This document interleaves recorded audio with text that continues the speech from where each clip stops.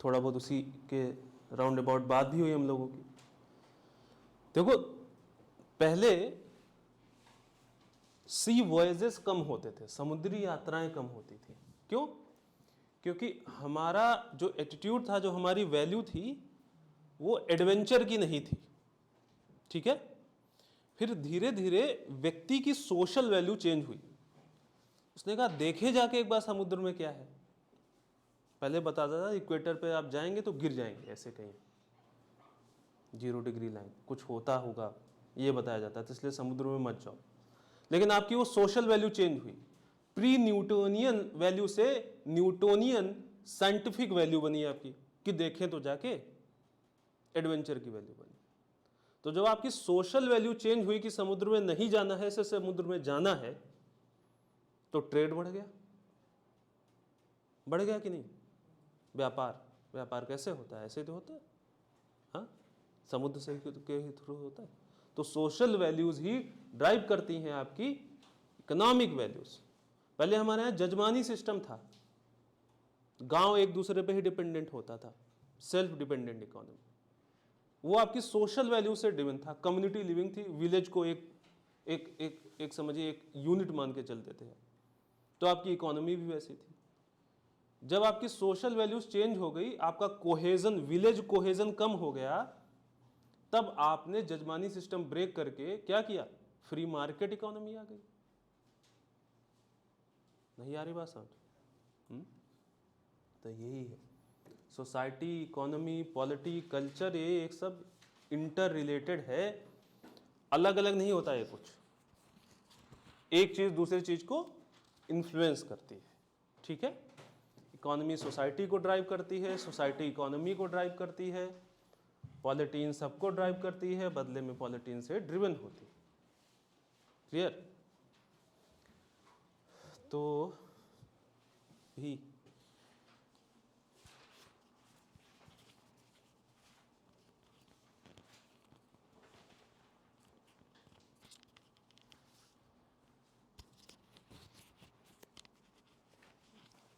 ठीक है। तो चलिए देखा जाए कुछ।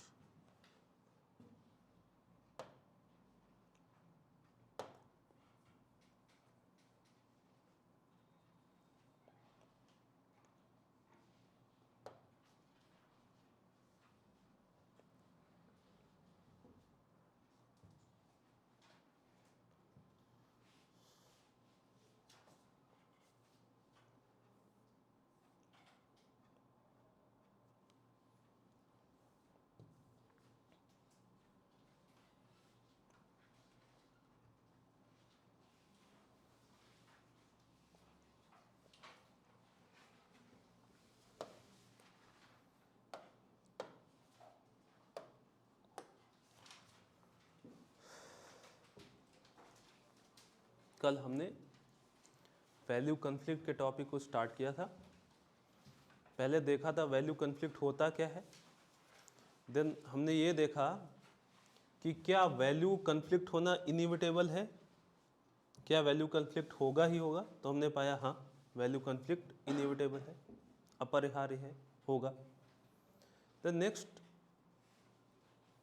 अगर वैल्यू कन्फ्लिक्ट है तो क्या इसके नेगेटिव कॉन्सिक्वेंसेस भी गारंटीड हैं? तो हमने पाया ऐसा नहीं है।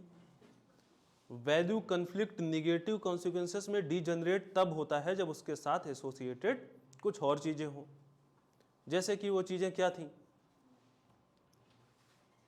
वैल्यू कन्फ्लिक्ट निगेटिव कॉन्सिक्वेंसेस कब जनरेट करता है?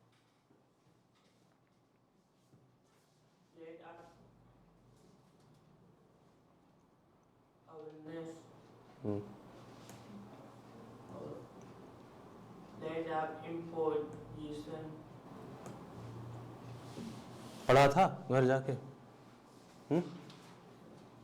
नहीं ना?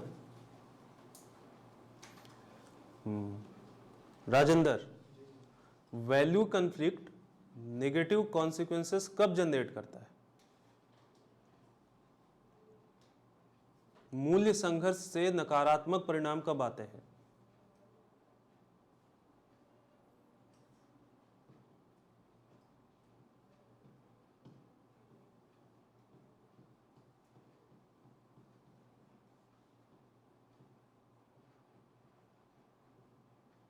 आनंद। सहिष्णुता की कमी, जहाँ अगर सहिष्णुता की कमी होगी तो सर कट्टरपन बढ़ेगा, और इसके आधार पर जो है कि धर्मांतरण इम्पोज करेंगे आप अपने। ठीक है, गुड। यही 3 चीज़ें थी। Value conflict will generate negative consequences when there is lack of tolerance, when there is indoctrination, radicalization, and you impose your values on the others. 2 चीज़ें हो सकती हैं, या तो मुझे पढ़ाना नहीं आता, और या तो तुम लोगों को जो भी नहीं बता पाए इनको पढ़ना नहीं आता, क्योंकि शायद मुझे नहीं लगता कि इससे बेहतर मुझ में कुछ है और जो मैं पढ़ा सकता हूँ ना। ये सैचुरेशन पॉइंट है मेरा, कि क्लास में तुम लोगों के लाइफ के एग्जाम्पल्स दे के और समझाऊं और उसके बाद तुम अगले दिन उसको भूल जाओ, तो शायद और कोई बेहतर टीचर आप डिजर्व करते हैं, है ना। खैर, how to manage value conflict, मूल्य संघर्ष को कैसे प्रबंधित करें। तो कैसे प्रबंधित कर सकते हैं मूल्य संघर्ष? भाई मूल्य संघर्ष तो होना ही है, तो प्रबंधित आप क्या कर सकते हैं? हाँ, मूल्य संघर्ष तो होना ही है, तो क्या मैनेज करना है फिर? मूल्य संघर्ष तो मैनेज नहीं कर सकते, क्या मैनेज करना है? नेगेटिव कॉन्सिक्वेंसेस को मैनेज करना है, कि वो नेगेटिव कॉन्सिक्वेंसेस ना हो पाए। वैल्यू कन्फ्लिक्ट तो होना ही है, हमने देखा इनइविटेबल है, बट वो वैल्यू कन्फ्लिक्ट और डीजेनरेट होके नेगेटिव कॉन्सिक्वेंसेस में ना कन्वर्ट हो जाए, उस चीज को मैनेज करना है आपको। अब क्वेश्चन आता है निगेटिव कॉन्सिक्वेंसेस थे क्यों? क्योंकि लैक ऑफ टॉलरेंस था। तो ऑब्वियस सी बात है, अगली चीज आप क्या करिए कि लोगों के अंदर टॉलरेंस बढ़ाइए, सहिष्णुता बढ़ाइए। ठीक है, क्लियर बात? भाई 2 लोगों के बीच वैल्यू कन्फ्लिक्ट था, इनका कहना था पूंजीवाद चलेगा, इनका कहना था समाजवाद चलेगा। ये कहते थे कैपिटलिस्ट सिस्टम होगा, ये कहते थे कम्युनिस्ट सिस्टम होगा, ठीक है, या सोशलिस्ट सिस्टम होगा। ये वैल्यू कन्फ्लिक्ट था, लेकिन इन दोनों के भीतर ये वैल्यू कन्फ्लिक्ट झगड़े में कब कन्वर्ट हुआ? जब ये दोनों के भीतर अपनी अपनी वैल्यू को लेकर टॉलरेंस, दूसरे की वैल्यू को लेकर टॉलरेंस नहीं है, अपनी वैल्यू को लेकर इंडॉक्ट्रिनेटेड हैं और इंपोज करना चाहते हैं दूसरे। तो इन 3 चीजों को मैनेज कर दीजिए आप, नेगेटिव कॉन्सिक्वेंसेस नहीं जनरेट होंगे। तो पहला काम आप क्या करेंगे? इनकलकेट द टॉलरेंस, जिस पे आजकल बड़ी चर्चा हुई कि भारत में सहिष्णुता की कमी हो गई है, ऐसा बोला गया। तो लैक ऑफ टॉलरेंस की वजह से ये चीज होती है। आप समाज में टॉलरेंस को इनकलकेट करें। अब टॉलरेंस है क्या? What is tolerance? नाम सुना है सहिष्णुता। सहिष्णुता क्या होता है? सहिष्णुता whose viewpoints are different from yours, important है। एक व्यक्ति जिसका मत मुझसे भिन्न है, मुझसे अलग है, उसके साथ निष्पक्षता का भाव रखना, यह चीज एक्नॉलेज करना कि इसका मत मुझसे डिफरेंट हो सकता है, इसमें कोई बुराई नहीं है, यह है टॉलरेंस। समझ रहे हैं आप बात? केवल व्यू पॉइंट तक नहीं, आपका धर्म मुझसे अलग हो सकता है, आपकी जाति अलग हो सकती है, भाषा अलग हो सकती है, संस्कृति अलग हो सकती है। ऐसा कोई अपराध नहीं है। आपका मत, आपकी भाषा, आपका धर्म, आपकी संस्कृति मुझसे अलग हो जाए तो आपने कोई अपराध नहीं कर दिया। तो आप डिफरेंसेस को, डाइवर्सिटी को एक्नॉलेज करते हैं वहां पे कि ठीक है, आपका अलग हो सकता है मुझसे, और उसको रिस्पेक्ट करते हैं। यह है टॉलरेंस। भाई इनका कहना था समाजवाद अच्छी वैल्यू है, समाजवाद होना चाहिए। उनका कहना था पूंजीवाद अच्छी वैल्यू है, पूंजीवाद होना चाहिए। Communist, capitalist. ठीक है, अगर ये आनंद ये एक्सेप्ट करने लग जाए कि हाँ मेरा मानना है कम्युनिस्ट बेस्ट होता है, लेकिन आप मानते हैं कैपिटलिस्ट बेस्ट होता है, तो ठीक है, आपको ये अधिकार है मानने का। अगर ये आनंद मानने लग जाए तो क्या आनंद और राजेंद्र के बीच झगड़ा होगा? हाँ, नहीं होगा ना। झगड़ा कब हो रहा था? जब ये थोप रहे थे अपनी वैल्यू कि तुम भी यही मानो जो मैं मानता हूं, ठीक है, तो पहली चीज आप क्या करेंगे, टॉलरेंस को इनकलकेट करेंगे। टॉलरेंस क्या है, attitude of fairness towards someone whose viewpoints, race, gender, etc. are different that from yours। जब आप ऐसा करते हैं तो इसका मतलब आप अपने से डाइवर्स व्यू पॉइंट और इन सब चीजों को ना केवल एक्नॉलेज करते हैं बल्कि रिस्पेक्ट करते हैं। ये है टॉलरेंस। ठीक है बात? देखिए यही कुछ लिखा होगा इसमें, it is an attitude of fairness towards someone whose viewpoints etc is different than that of yours। अगर ऐसा होगा तो आप अपने से अलग लोगों को ना केवल एक्नॉलेज करेंगे बल्कि रिस्पेक्ट करेंगे डाइवर्सिटी को। अब इसको आप लोग नोट डाउन कर लें, how to manage value conflict.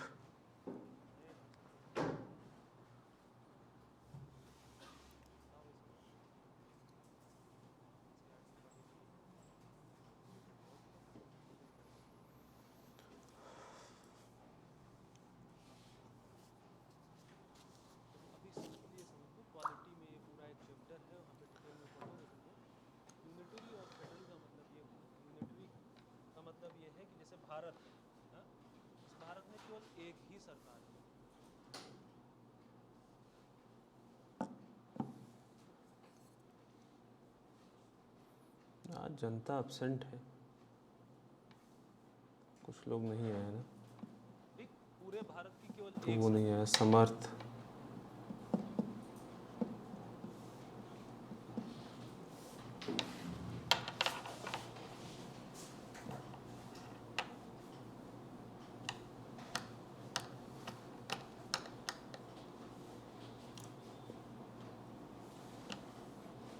ठीक है।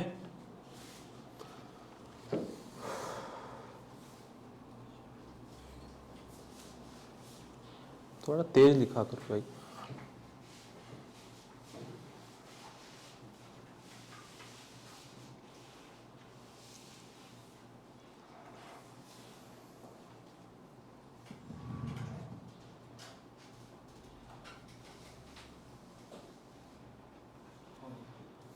तेज लिखो, तेज, इतनी धीमे नहीं।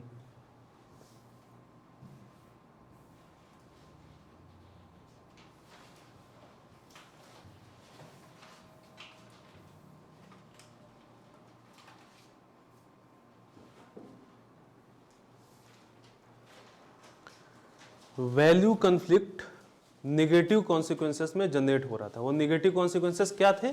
एग्जाम्पल्स कल देखा था, उसके एग्जाम्पल्स नेगेटिव कॉन्सिक्वेंसेस के क्या होते थे? Cast based violence, communal violence, moral policing, mob lynching, ये था ना सब एग्जाम्पल। तो बेसिकली आपसे क्या पूछा जा रहा है कि वो चीजें कैसे ना हो। जब आपसे पूछा जा रहा है how to manage value conflict, तो आपसे पूछा जा रहा है कि ये जो कास्ट बेस्ड वायलेंस है, कम्युनल वायलेंस है, ये सब चीजें कैसे ना हो, इसको कैसे आप मैनेज करेंगे। तो पहले तो आपने देखा टॉलरेंस इनकलकेट कर दीजिए और वहां से चीजें सही हो जाएंगी। ठीक है, फिर हमारा जो समाज है, society, this society should be based on the value of pluralism and multiculturalism. समाज जो है वो इन दो वैल्यूज पे बेस्ड होना चाहिए, एक तो प्लूरलिज्म और दूसरा मल्टीकल्चरलिज्म। तो प्लूरलिज्म क्या है और मल्टीकल्चरलिज्म क्या है? और अगर आप इन वैल्यूज पे बेस्ड होंगे तो आप कभी होमोजेनाइज करने की कोशिश करेंगे? भाई दिक्कत क्या कब आती थी? जब आप अपनी वैल्यूज इंपोज करते थे दूसरे के ऊपर, है ना। अब यहां पे क्या कर दिया गया कि सोसाइटी को किन वैल्यूज पे आधारित कर दिया गया? प्लूरलिज्म और मल्टीकल्चरलिज्म। जैसे आप यूरोपियन कंट्रीज को देखिए तो वो जानबूझकर इन वैल्यूज को बढ़ावा दे रही हैं, प्लूरलिज्म और मल्टीकल्चरलिज्म को। तो उनके स्कूल्स में हो सकता है वो 4 लैंग्वेज में कुछ पढ़ा दे, उनके पॉलिटिकल इंस्टीट्यूशंस में वो चाहेंगे कि अलग अलग अलग अलग रिलीजन के, रेस के लोगों का रिप्रेजेंटेशन हो। ठीक है, उनके जो भी political, economic, social, cultural institutions होंगे उनमें वो अलग अलग धर्म, अलग अलग कल्चर के मानने वाले लोगों को पार्टिसिपेशन देंगे। इससे क्या होगा, समाज के भीतर ये वैल्यू जाएगी कि भाई हमसे अलग भी कुछ हो सकता है और ये एबनॉर्मल नहीं है हमसे अलग होना। समझ आ रही बात? तो ये है प्लूरलिज्म और मल्टीकल्चरलिज्म। ऑब्वियस सी बात है, अगर ये वैल्यू होगी तो आपके भीतर टॉलरेंस होगा, है कि नहीं? हाँ, प्लूरलिज्म और मल्टीकल्चरलिज्म। अब डिटेल में प्लूरलिज्म और मल्टीकल्चरलिज्म क्या होता है तो याद करिए, पॉलिटी पढ़ाया था वहां मैंने। ठीक है, बहुलता और बहुसंस्कृति आधारित आपका समाज होना चाहिए। देन आपके भीतर ये सब लाएगा कौन? जैसे बात की गई कि टॉलरेंस की वैल्यू हो आपके भीतर, तो टॉलरेंस की वैल्यू अचानक कहीं से ऊपर से तो फट के आपके भीतर समा नहीं जाएगी। तो टॉलरेंस या इनटॉलरेंस आपके भीतर कौन लाता है? सोशलाइजेशन की प्रक्रिया के थ्रू। और सोशलाइजेशन कौन करता है आपका? आपकी फैमिली, आपका मीडिया, आपका एजुकेशन। ठीक है बा? अब अगर पिताजी ने बताया कि भाई अपना ही धर्म सर्वश्रेष्ठ है और बाकी के धर्म के लोगों को रहने का कोई अधिकार नहीं है धरती पे, तो ऑब्वियस सी बात है आपके भीतर भी वही वैल्यू आएगी। हाँ, इनटॉलरेंट हो जाएंगे आप, होगा कि नहीं? तो कई लोग देखो सोशल मीडिया पे कुछ देख लेते हैं और उससे ड्रिवन हो जाते हैं, इतना भर जाता है उनके अंदर, इंडोक्ट्रिनेट हो जाते हैं, टॉलरेंस की वैल्यू खत्म हो जाती है, मरने मारने पे उतारू हो जाते हैं, है कि नहीं? तो हमको क्या करना है, ये जो एजेंट्स ऑफ सोशलाइजेशन है, family, education, media, social media, इनके थ्रू ये प्रयास करना है कि लोगों के भीतर टॉलरेंस या सहिष्णुता की वैल्यू का मूल्य पेनिट्रेट हो। क्लियर? तो एक काम तो आप ये कर सकते हैं। दूसरा, जब आप मॉब लिंचिंग करते हैं या कास्ट बेस्ड वायलेंस करते हैं या कम्युनल वायलेंस करते हैं, जो कि निगेटिव कॉन्सिक्वेंस है आप वैल्यू कॉन्फ्लिक्ट का, तो बेसिकली आप वहां पे किसको चैलेंज कर रहे होते हैं? हाँ, लॉ को, स्टेट को, राज्य को, सरकार को। तो भाई सरकार के अंदर कुछ ऐसी कमी होगी ना, तभी तो आपकी हिम्मत इतनी पड़ रही है। हाँ, अदरवाइज आप कैसे मॉरल पुलिसिंग कर सकते हैं? लॉ तो नहीं अलाउ करता मॉरल पुलिसिंग। तो अगर सरकार अपनी कमियों को दुरुस्त कर ले तो निगेटिव कॉन्सिक्वेंसेस मैनेज हो सकते हैं कि नहीं? हाँ, तो अगला क्या है? Deterrence in the form of law and its effective and prompt implementation। अब अगर बजरंग दल वालों को पता है कि पार्क में बैठे किसी भी, क्या बोलते हैं उसको, कपल को, युगल को वैलेंटाइन डे के दिन या किसी भी दिन ऐसे उनके ऊपर अपनी मान्यताएं चलाना अवैध है, विधिक कार्रवाई हो सकती है, एक लॉ है बेसिकली जो मॉरल पुलिसिंग को प्रोहिबिट करता है। अगर उनको यह पता हो और उनको यह भी पता हो कि अगर किया तो एक दिन के भीतर जेल के अंदर होंगे, पुलिस इतनी जो है सख्त है, सरकार इतनी सख्त है मॉरल पुलिसिंग की, तो करेंगे क्या मॉरल पुलिसिंग? नहीं करेंगे ना। तो कैसे मैनेज करें आप निगेटिव कॉन्सिक्वेंसेस को? ऐसे करके डिटेरेंस क्रिएट करिए, भय क्रिएट करिए। किसका? कानून का, और कानून से भी ज्यादा उसके प्रभावी निष्पादन का। ठीक है, इफेक्टिव इंप्लीमेंटेशन। तो ये करिए आप। देन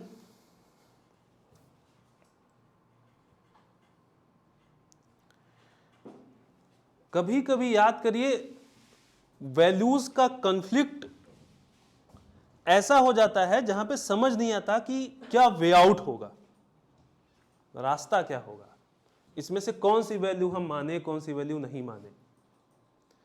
तो जब भी ऐसा कोई केस आए तो आप ये मत देखिए कि कौन नाराज होगा, जो नाराज होगा वो वर्ग बड़ा है, ये नहीं देखना आपको। आपको सीधे सीधे संविधान रेफर करना है, कॉन्स्टिट्यूशन रेफर करना है, और कॉन्स्टिट्यूशन आपको वे आउट बता देगा। एग्जाम्पल के लिए हेटेरोसेक्सुअलिटी वर्सेस होमोसेक्सुअलिटी, समलैंगिकता वर्सेस विषम लैंगिकता। तो समलैंगिकता को एक बहुत बड़ा मेजॉरिटी ऑफ सोसाइटी नहीं एक्सेप्ट करती, लेकिन कुछ एक छोटा सा सेक्शन है जो कि समलैंगिक है, होमोसेक्सुअल है। तो अब ये जो बड़ा सेक्शन है ये इंपोज करे अपनी वैल्यू की नहीं, आप मानसिक रूप से बीमार हैं, आप ऐसा नहीं कर सकते। वैल्यू कॉन्फ्लिक्ट है ना, नेगेटिव कॉन्सिक्वेंस है ना।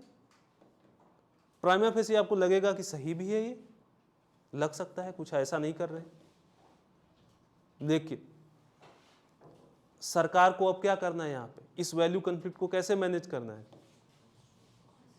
कॉन्स्टिट्यूशन। और कॉन्स्टिट्यूशन ये कहता है कि एक व्यक्ति का भी अधिकार सुरक्षित रहना चाहिए। पूरे आपके समाज में अगर 100 लोग हैं, एक व्यक्ति एक तरफ है, 99 व्यक्ति एक तरफ है, इससे नहीं मतलब है। उस एक व्यक्ति का भी अधिकार अगर उचित है तो वो सुरक्षित होना चाहिए। 99 जो कहेंगे वो नहीं करेंगे आप, जो उचित है, जो संवैधानिक है वो करेंगे। तो जब भी ऐसी कोई वैल्यू कॉन्फ्लिक्ट आए जहां पे रास्ता नहीं मिल रहा है, तो आप कॉन्स्टिट्यूशन रेफर करिए, संविधान रेफर करिए, ठीक है। तो इन तरीकों से आप क्या कर सकते हैं, वैल्यू कॉन्फ्लिक्ट को, मूल्य संघर्ष से उपजे नकारात्मक परिणामों को, निगेटिव कॉन्सिक्वेंसेस को मैनेज या प्रबंधित कर सकते हैं, ठीक है। क्लियर हुई बात? तो लिख लो उसको।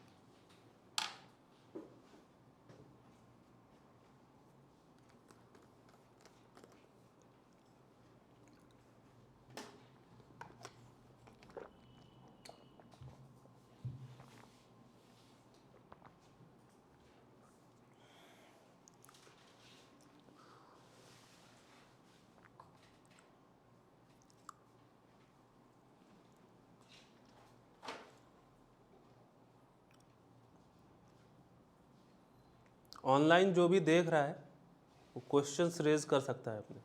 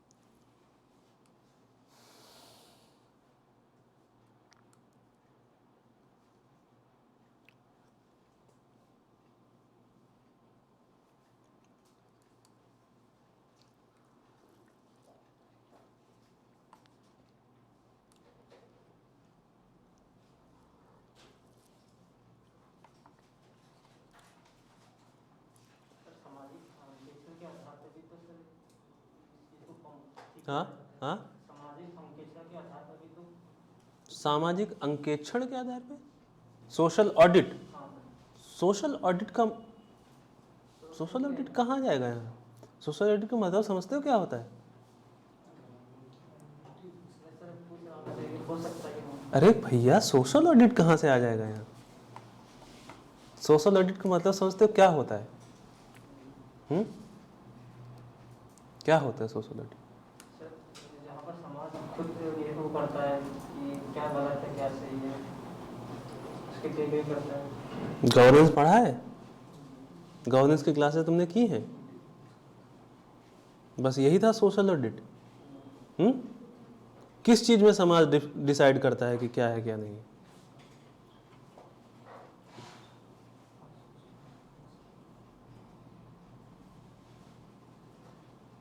पूरी रामायण हो गई, तुमको यही नहीं पता राम कौन सीता कौन? बड़ा स्पेसिफिक पर्पस था उसका। हाँ, जैसे कलीम बता रहे हैं, बताओ भाई इनको।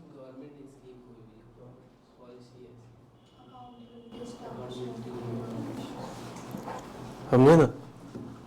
हम यहाँ सर यही तो था ना भाई स्मिथ, हाँ यहाँ पे सोशल ऑडिट कैसे ला दोगे तुम? सोशल ऑडिट का पर्पस है जो रिसोर्सेस हैं एलोकेट हुए हैं वो रिसोर्सेस प्रॉपरली यूटिलाइज हुए हैं कि नहीं। अभी केवल सरकार देखती है, फिर लोग खुद देखने लगे उसको, ये है सोशल ऑडिट।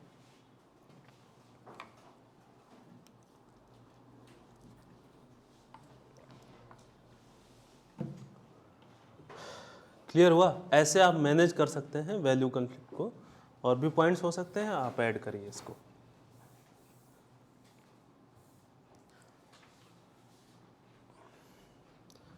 अब चलिए इसको देखते हैं। याद करिए निगेटिव कॉन्सिक्वेंस पढ़ते टाइम हमने एक चीज पढ़ी थी कि एक निगेटिव कॉन्सिक्वेंस क्या होता है वैल्यू कॉन्फ्लिक्ट का, मॉरल पुलिसिंग, है ना। तो क्वेश्चन है what do you understand by moral policing, discuss with examples, then identify different ethical issues involve in the moral policing, then how one should handle moral policing. तो 3-4 question है। पहले तो ये पूछ रहा है कि है क्या मॉरल पुलिसिंग, उसकी डेफिनेशन आपसे मांग रहा है, देन एग्जाम्पल्स मांग रहा है, फिर एथिकल इश्यूज क्या है इसमें, और फिर कैसे हैंडल करना है इसको। तो 4 पार्ट है इस क्वेश्चन के, ठीक है। तो एक एक करके इसको देखते हैं। तो पहली चीज तो बात आती है कि मॉरल पुलिसिंग है क्या, व्हाट, डिफाइन करिए इसको, है ना। तो क्या है मॉरल पुलिसिंग, बताओ। When one person tries to control the behavior or action of another person based on his own moral principles, ठीक है, which are generally in conflict with the morals of another person. ठीक है, ठीक है, मोरललेस सही है। थोड़ा सा और इसको बेहतर क्वालिटेटिव बना सकते हैं। जो इन्होंने डिफिनेशन दी लगभग यही है, इसको थोड़ा सा और बेहतर शब्दों में। पॉलिसिंग, तो जब आप पॉलिसिंग का कंसेप्ट यूज करेंगे तो इसका मतलब ये है कि एक एंटिटी पावरफुल है दूसरे की जगह, है ना। तो विजिलेंटे ग्रुप आ जाएगा इंडिविजुअल की जगह, है ना। सो मॉरल पुलिसिंग इज, ये एक ऐसी परिस्थिति है जब कोई एक विजिलेंटी ग्रुप, सतर्कता समूह, समझ रहे हैं, एक समूह है जो विजिलेंटी ग्रुप है, सतर्कता। अब काहे की सतर्कता, vigilante group tries to impose their values over the other group, and while doing this the vigilante group may resort to violence to impose their values। एक सतर्कता समूह है, विजिलेंटे ग्रुप है, ये क्या करता है, किसी और व्यक्ति पे या किन्हीं और ग्रुप्स पे अपनी वैल्यूज क्या करता है, इंपोज करता है। और ये आरोपित करते समय ये विजिलेंटे ग्रुप किस चीज का प्रयोग कर सकता है, वायलेंस का, हिंसा का। ये है मॉरल पुलिसिंग, अपने मूल्य दूसरे के ऊपर आरोपित करना, हिंसा का प्रयोग करना पड़े तो वो भी करिए, ठीक है। This is called moral policing, ये है मॉरल पुलिसिंग। ये विजिलेंटे ग्रुप का एग्जाम्पल बजरंग दल जैसे कल मैंने यूज किया था, ठीक है। अब ये लोग ऐसा करते क्यों हैं, why they impose their values on another individual और ग्रुप, क्यों इम्पोज करते हैं और वायलेंटली क्यों इम्पोज करते हैं अपनी मूल्य दूसरे के ऊपर, वाई।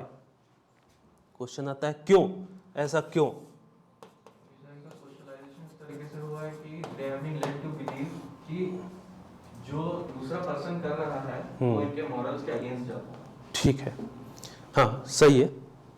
देखो विजिलेंटी ग्रुप जो होते हैं ऐसे, वो क्या मानते हैं कि जो उनके मूल्य हैं, पारंपरिक मूल्य, ट्रेडिशनल वैल्यूज, वो सुपीरियर है। तो जो मूल्य इनका है ये मानते हैं वही मूल्य सर्वश्रेष्ठ है, ठीक है। So this vigilante group considers their traditional values are the superior, ये अपने मूल्यों को सर्वश्रेष्ठ मानते हैं। ठीक है, क्लियर बात। और ये भी मानते हैं कि इन सुपीरियर वैल्यूज को प्रिजर्व करने की रिस्पांसिबिलिटी किसकी है? हमारी। ठीक है, तो ये अपनी सुपीरियर वैल्यूज को प्रिजर्व कौन करेगा? कहते हैं हम करेंगे, है ना। तो इन सुपीरियर वैल्यूज को प्रिजर्वेशन करने की रिस्पांसिबिलिटी ये खुद की मानते हैं कि हम प्रिजर्व करेंगे, हमारा यह दायित्व है कि ये हमारे पारंपरिक मूल्य बने रहे।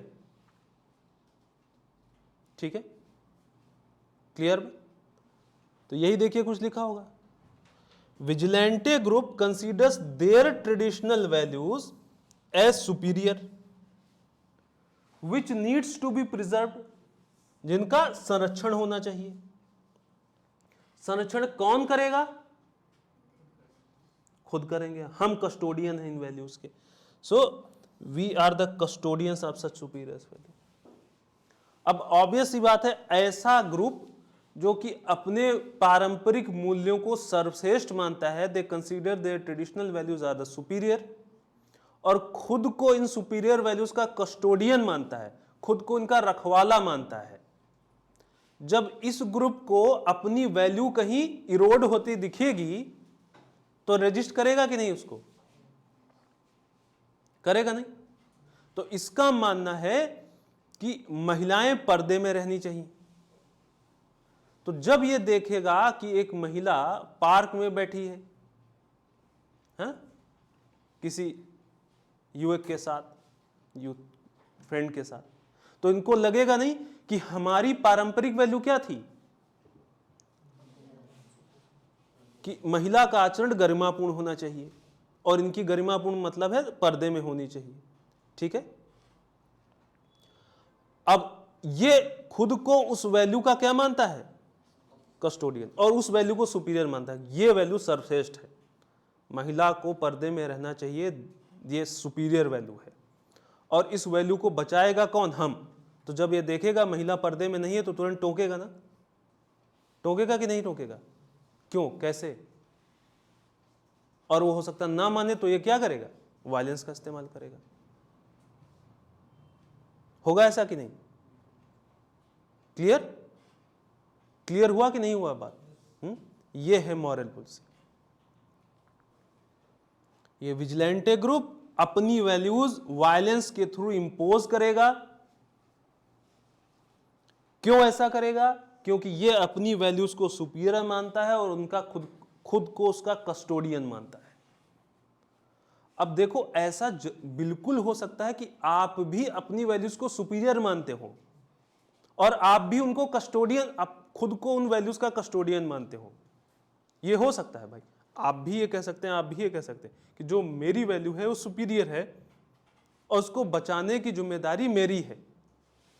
लेकिन एक लिबरल टॉलरेंट व्यक्ति जब देखेगा कि उसकी वैल्यूज इरोड कर रहा है कोई, तो कैसे रिएक्ट करेगा? रिएक्ट कैसे करेगा वो? हाँ, ठीक है, वो खुद में बदलाव लाएगा, खुद को अट्रैक्टिव बनाएगा। ठीक है, और इस व्यक्ति को अगर कुछ कहना होगा तो क्या कहेगा? हाँ, समझाएगा, आर्ग्यूमेंट, लॉजिक, समझ रहे हैं आप? वो तर्क देगा, वो बातचीत करेगा। लोकतंत्र क्या है? मतभेद होते हैं ना लोकतंत्र में, उसको सॉर्ट आउट कैसे करते हैं आप?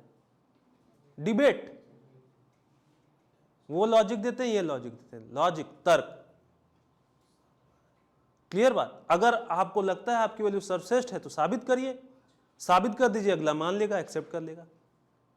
लेकिन यहां पे काम क्या हो रहा है? ये विजिलेंटी ग्रुप क्या कर रहा है? सीधा इंपोजिशन, वायलेंस के थ्रू। तो एक इस चीज को समझिए आप, ये बिल्कुल जायज है कि आप अपनी वैल्यूज को सुपीरियर माने और खुद को उसका कस्टोडियन माने। लेकिन चीजें खराब कहां पे हो जाती हैं? जब आप उनको लोकतांत्रिक तरीके से ना समझा के अलोकतांत्रिक हिंसा युक्त रवैया अपनाते हैं। समझ रहे हैं आप बात? क्लियर? ये विजिलेंटे ग्रुप का एक कैरेक्टरिस्टिक क्या है? They are non democratic in the character, they use violence rather persuasion. अनुनयन नहीं करते, तर्क नहीं देते, इंपोज करते हैं। क्लियर? अब इसको लिख लीजिए आप लोग।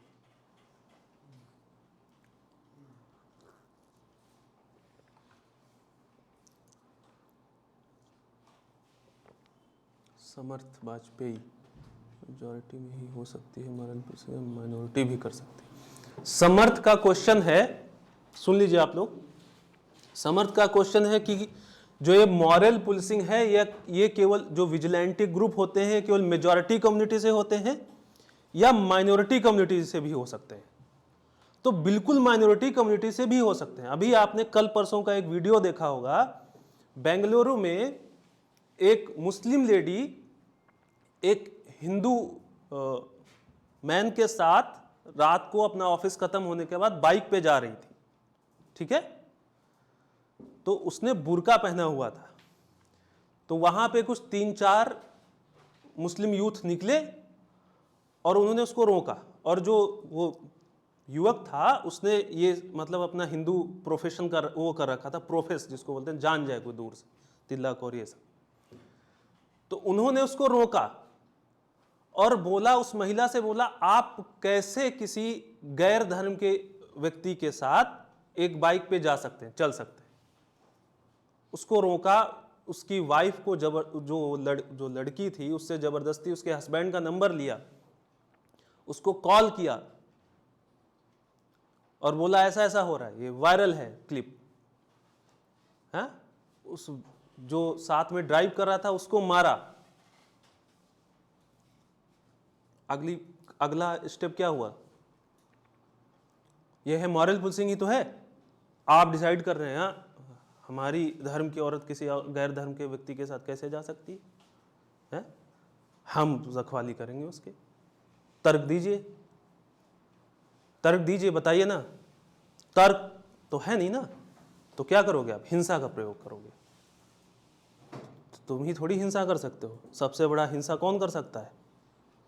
राज्य, स्टेट। स्टेट के पास सबसे ज्यादा पावर है ना, आर्मी है, तोप है, बम है ना उसके पास पावर।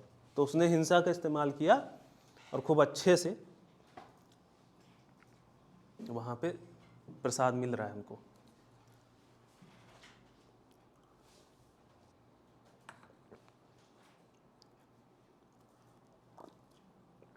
तो समझ में आया आपको? विजिलेंटे ग्रुप किसी भी कम्युनिटी का हो सकता है।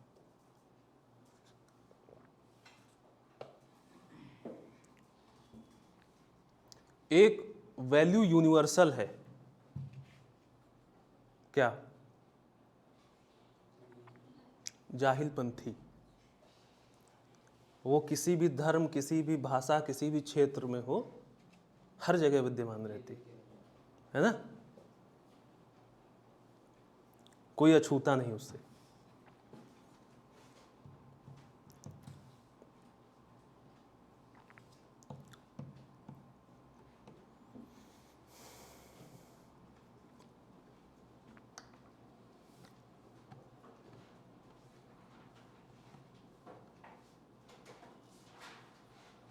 तुम ये बताओ, आए क्यों नहीं हो आज? ये वंडरफुली एक्सप्लेन क्लास क्यों नहीं आए?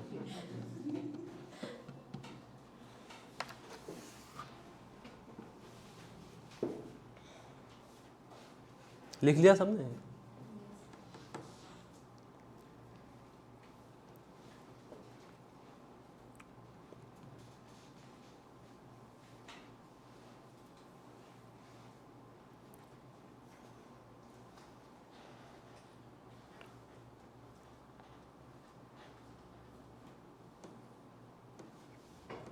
अच्छा, अब से थोड़ा सा स्पीड बढ़ाइए आप लोग। जब एक बार मैं समझा चुका होता हूँ उसको थोड़ा सा डिटेल में जाता हूँ, तभी साथ में लिखा करिए, है ना?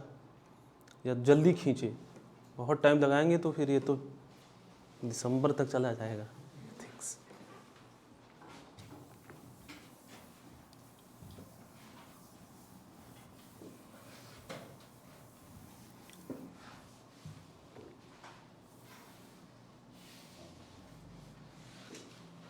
Now the examples of moral policing. Examples. तो पहला एग्जाम्पल तो है ही, बात ही हो रही है, बजरंग दल जो करता है वैलेंटाइंस डे के दिन, है ना, ये बात, उसमें कुछ एक्सप्लेन करने वाला है नहीं, कुछ लोग भुक्तभोगी भी होंगे इसके, है ना, तो बढ़िया लिख सकते हैं, केस स्टडीज भी बना सकते हैं अपने। देन इंटरकास्ट मैरिज और खाप पंचायत। आप हरियाणा, पश्चिमी उत्तर प्रदेश, इन जगहों पे देखिए, अगर अंतर जाति विवाह होता है, अपनी कास्ट से बाहर आप किसी कास्ट में विवाह कर लेते हैं, इंटर कास्ट मैरिज होता है, तो खाप पंचायत क्या करती हैं? हाँ, ऑनर किलिंग तक पहुंच जाती हैं। खैर ऑनर किलिंग तो एक पार्ट है, लेकिन उसके पहले भी कुछ स्टेप्स लेती हैं कि उस शादी को अमान्य करार दे देती है और मारपीट और जो कुछ भी होता है वो सब करती है। तो यहाँ पे जो खाप पंचायत है वो क्या है? एक विजिलेंटे ग्रुप है, सतर्कता ग्रुप है। इसका क्या मानना है? इसकी वैल्यू क्या है? कि समजाति विवाह ही होने चाहिए, समजाति, एक ही जाति में विवाह होना चाहिए, वही सर्वश्रेष्ठ है। और इस चीज को प्रिजर्व कौन करेगा? हम, खाप पंचायत तो प्रिजर्व करते हैं। अगर कोई इसके वायलेशन में रहता है तो अपनी वैल्यू उसके ऊपर इंपोज कर देते हैं, नहीं मानेगा तो अल्टीमेटली ऑनर किलिंग, मार देंगे। ठीक है,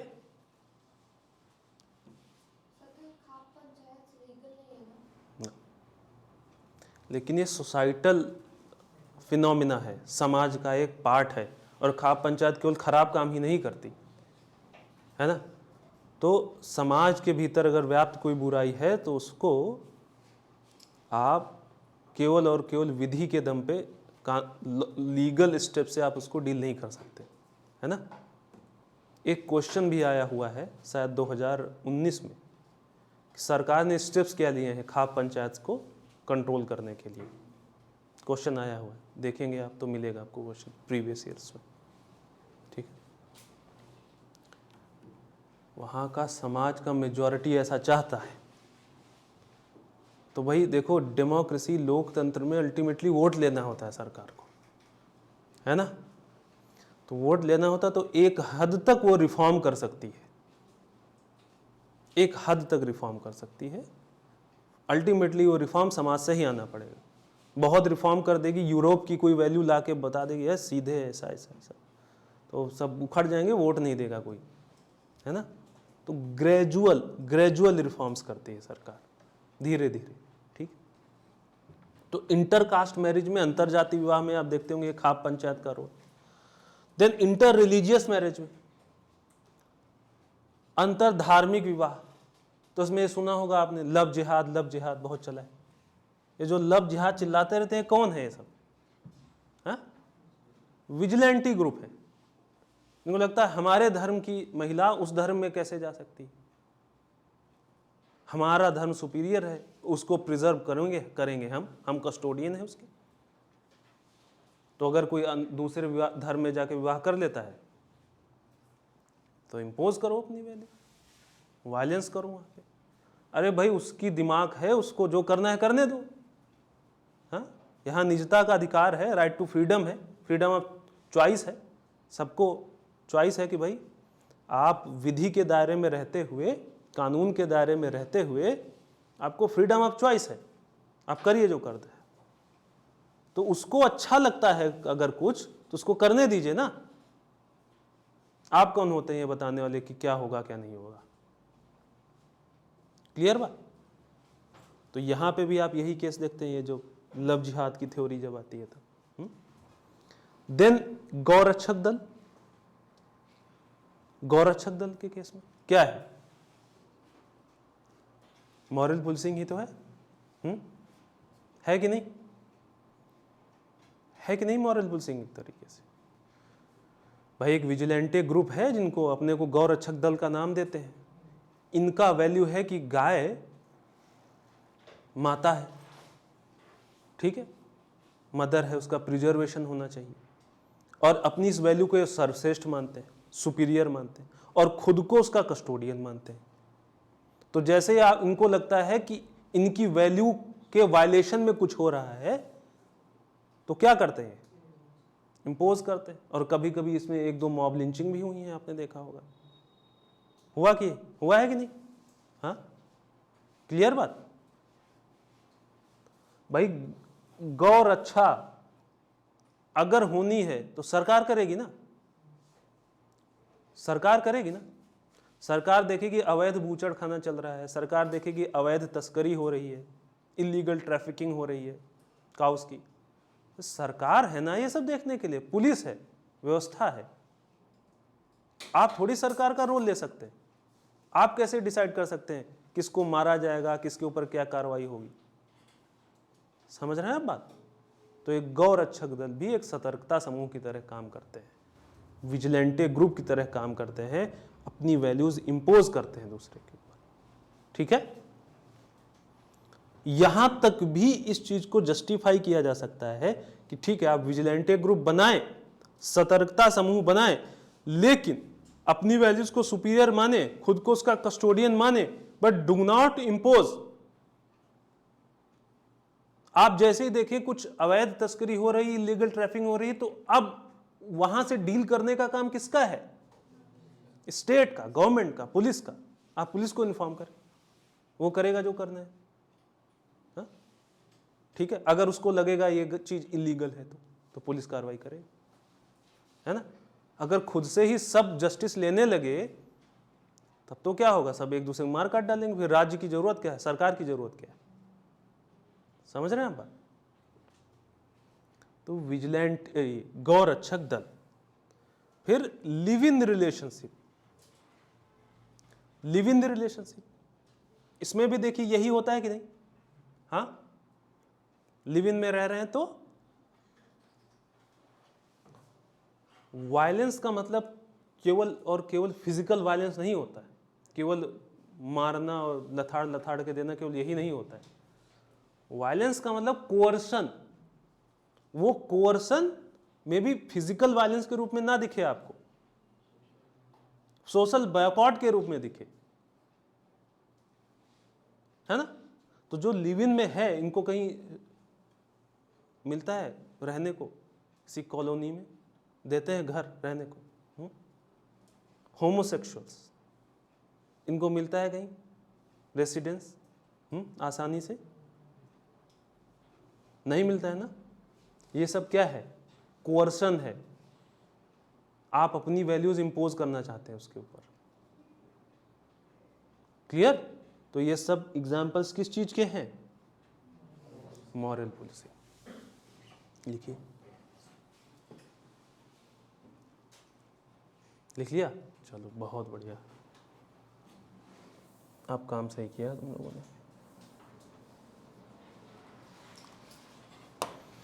याद करिए क्वेश्चन क्या था, what is moral policing, and then examples, और फिर अगला था ethical issues involve in moral policing. Ethical issues moral policing में क्या है?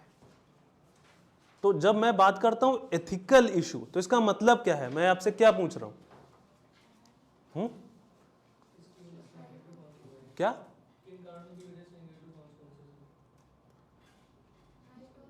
एग्जैक्टली एथिक्स का भैया क्या पढ़ाया था मैंने? What is right and what is wrong. तो वो आपसे पूछ रहा है मॉरल पुलिसिंग में क्या सही है क्या गलत है। तो कुछ सही तो है नहीं, सही है क्या मॉरल पुलिसिंग में? गलत है। तो जो जो गलत है वो आपको आइडेंटिफाई करना है। बात आई समझ कि नहीं? नहीं आई तुम्हारे राजेंद्र? हाँ बताओ। स्टेट ये जानती है कि जैसे कि बजरंग दल हो गया, जैसे कि गौ रक्षा को दल कर लेकर हो गया, अगर स्टेट ये जानती है कि ये वॉयलेशन हो रहा है, ठीक है, तो क्या उन पर कोई कार्रवाई नहीं होनी चाहिए? बिल्कुल कार्रवाई होनी चाहिए। सरकारें कार्रवाई करने से घबराती हैं। क्यों? क्योंकि वो एक ग्रुप है और हम लोकतंत्र हैं, लोकतंत्र में सरकार को वोट लेनी होती है, ठीक है। तो सरकारें उचित कार्रवाई नहीं करती हैं ऐसे ग्रुप्स पे।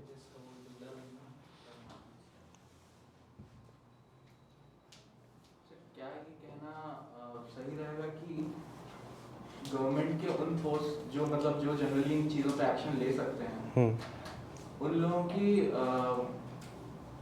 जो मानसिकता है वो खुद ऐसी वो है। भी उनकी जैसी ही है। Good. एंड बिकॉज वो खुद एक्शन नहीं ले सकते, हम्म। तो एंड वो उनके एक्शन को कंडोन भी नहीं कर सकते। ठीक है, इनका कहना है कि भाई जो सरकार में है, जो सरकारी इंस्ट्रूमेंट्स हैं या जो खुद सरकार है, वो खुद ऐसी मानसिकता से भरी पड़ी है ना। यही क्वेश्चन है ना भाई। बजरंग दल के जो बड़ी फैमिली है वही तो सरकार में है ना। देखिए, जब सरकार में कोई आता है तो किस चीज की शपथ लेता है, ओथ किस चीज की लेता है, कॉन्स्टिट्यूशन। तो नरेंद्र मोदी या अमित शाह चाहे जिस बैकग्राउंड से आए हों, लेकिन सरकार में आके उनको किसके अकॉर्डिंग काम करना पड़ेगा, कॉन्स्टिट्यूशन के अकॉर्डिंग। और याद करिए, डेमोक्रेसी में रूल ऑफ लॉ होता है, तो वो जो चाहे वो कर ही नहीं सकते। राज्य सरकारें हैं, जुडिशरी है कि नहीं, क्लियर। हाँ, तुम्हारी ये बात बिल्कुल सही है कि जब अंदर से पैसिव टैसिट एक्सेप्ट वो होता है, इनको बढ़ावा दे रहे हैं आप, कुछ उसी मानसिकता से निकले तो प्रभावी कार्रवाई करने से आप हिचकिचाते हैं, इफेक्टिव इंप्लीमेंटेशन नहीं होता। क्योंकि पुलिस वाले भी चाहते हैं गलत कर रहा है ये बजरंग दलिया, सही है। हाँ बिल्कुल, बहुत सही इन्होंने बात करी कि भाई ये तो डिमांड सप्लाई का गेम है। देखो, ये प्रिंसिपल जिसने दिया था मार्केट का, उससे बेहतर कोई व्यक्ति ही नहीं था। Demand supply. आज महिलाएं सड़क पे आ जाएं और बोले हम 50% हैं, और अगर बजरंग दल पे आज के आज बैन नहीं लगा तो ये 50% महिलाएं जो है वोट नहीं देंगी, तांडव काट देंगी सचिवालय के सामने। सरकार लोगों के 50% वोट, जितनी पार्टी है सब कहेंगे अरे बजरंग दल को हम पाताल में गाड़ाएंगे, तुम बताओ तो हम हैं तुम्हारे समर्थक। वोट चाहिए ना भाई अल्टीमेटली डेमोक्रेसी में। तो क्योंकि महिलाएं खुद डिमांड नहीं रखती उसकी, महिलाएं या जो भी इससे प्रताड़ित होते हैं, तो क्योंकि आप डिमांड नहीं रखते। यूथ कितना बड़ा परसेंटेज है भारत में, यूथ ही है ज्यादातर, बहुत बड़ा डेमोग्राफी का परसेंटेज यूथ अभी जुट जाए कि भाई ये कौन होते हैं हमको रोकने वाले, सरकार नहीं मानेगी। मैंने बताया ना, उनको मंगल ग्रह पे या पाताल में छोड़ के आएगी, लेकिन आप डिमांड नहीं करते। मैंने एक रियल लाइफ केस किया है। जब मैं एसटी ऑफिस में था, जो कॉलेजियन बच्चे होते हैं, कॉलेज के जो बच्चे होते हैं, उनको इस चीज़ में बहुत घटाया जा रहा है, बजरंग दल में खासकर। क्या है ये जो बजरंग दल करके है ना, जो एक दो बार उनमें क्या है, उनको जैसे कॉलेज का कोई फर्स्ट या सेकंड या थर्ड ईयर में नहीं, सेकंड से लेकर थर्ड ईयर में ज़्यादातर बच्चे, उनको बजरंग दल का ज़्यादातर उनको सभ्य बनाया जा रहा है, उनके अंदर एक पुश दिया जा रहा है उनको ज़्यादातर। ये वॉयलेंस होने का भी ये भी कारण। मैं समझ नहीं पा रहा हूँ, इन्होंने क्वेश्चन क्या पूछा, तो रुको। तो सर ये कहना चाह रहे हैं कि मतलब जो जैसे नए बच्चे जो आते हैं यूनिवर्सिटी वगैरह में पढ़ने, तो उनको बजरंग दल में एक अच्छा कोर्स दिया जाए ताकि मतलब वो काफी एक उनको वो यूनिवर्सिटी में उनका पोजीशन अच्छा अधिक से अधिक एक एटीट्यूड उनका ऊपर हाँ।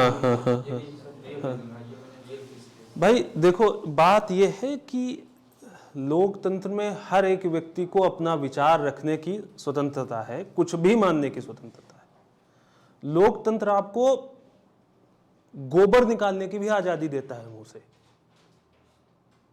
नहीं देता होता तो नरेंद्र मोदी या मनमोहन सिंह के पेज पे जाके उनकी मां को गाली क्यों दिया जाता। आजादी है, दीजिए। नहीं रिएक्ट नहीं करते लीडर्स। लोकतंत्र है, आपको विचारों की स्वतंत्रता है, मानिए, बोलिए। प्रॉब्लम सारी कहां पे शुरू होती है, जब आप इंपोज करना शुरू कर देते हैं। ठीक है, तो अगर कोई व्यक्ति उस विचारधारा से प्रभावित होता है तो ये होए, लोकतंत्र या सरकार उसमें कुछ नहीं कर सकती जब तक वो विचारधारा सीधे सीधे लॉ के कन्फ्लिक्ट में नहीं आ जाती। समझे आप बात? तो until and unless you are violating the law, state कुछ नहीं कर सकता। आप कुछ भी मानने को स्वतंत्र हैं, ठीक है। Use of force and violence, अच्छा ये तो पहले का है, ये तो पढ़ाया नहीं ना अभी हमने, लिख दिया है ये? हाँ नहीं लिखा, समझाया जाए इसको। क्वेश्चन क्या था? एथिकल इश्यूज, और एथिकल इश्यूज का मतलब क्या होता है? Right and wrong. तो what is right in moral policing? तो राइट तो कुछ है नहीं, रॉन्ग रॉन्ग रॉन्ग है। तो वो आपको आइडेंटिफाई करना है कि जब मॉरल पुलिसिंग होती है तो रॉन्ग क्या होता है, ठीक है, गलत क्या होता है। तो सबसे पहली जो गलत चीज है वो जब मॉरल पुलिसिंग होती है तो क्या गलत आपको दिखता है सीधे सीधे? हाँ, टॉलरेंस की लैक होना। टॉलरेंस होना क्या था? सही है ना, टॉलरेंस अच्छी सही सही था ना, समाज यही तो कहता है सही सुन रही है, ये सही है। लेकिन जब मॉरल पुलिसिंग होती है तो आप क्या कर रहे हैं यहाँ पे? हाँ, टॉलरेंस की कमी है ना आपके भीतर, तो इसका मतलब आप गलत कर रहे हैं। तो यही आपसे पूछ रहा है क्वेश्चन, आइडेंटिफाई करना है मॉरल पुलिसिंग में क्या सही है क्या गलत है। तो जो पहली चीज गलत है मॉरल पुलिसिंग में वो ये है टॉलरेंस की कमी, लैक ऑफ टॉलरेंस। क्लियर, समझ आई बात?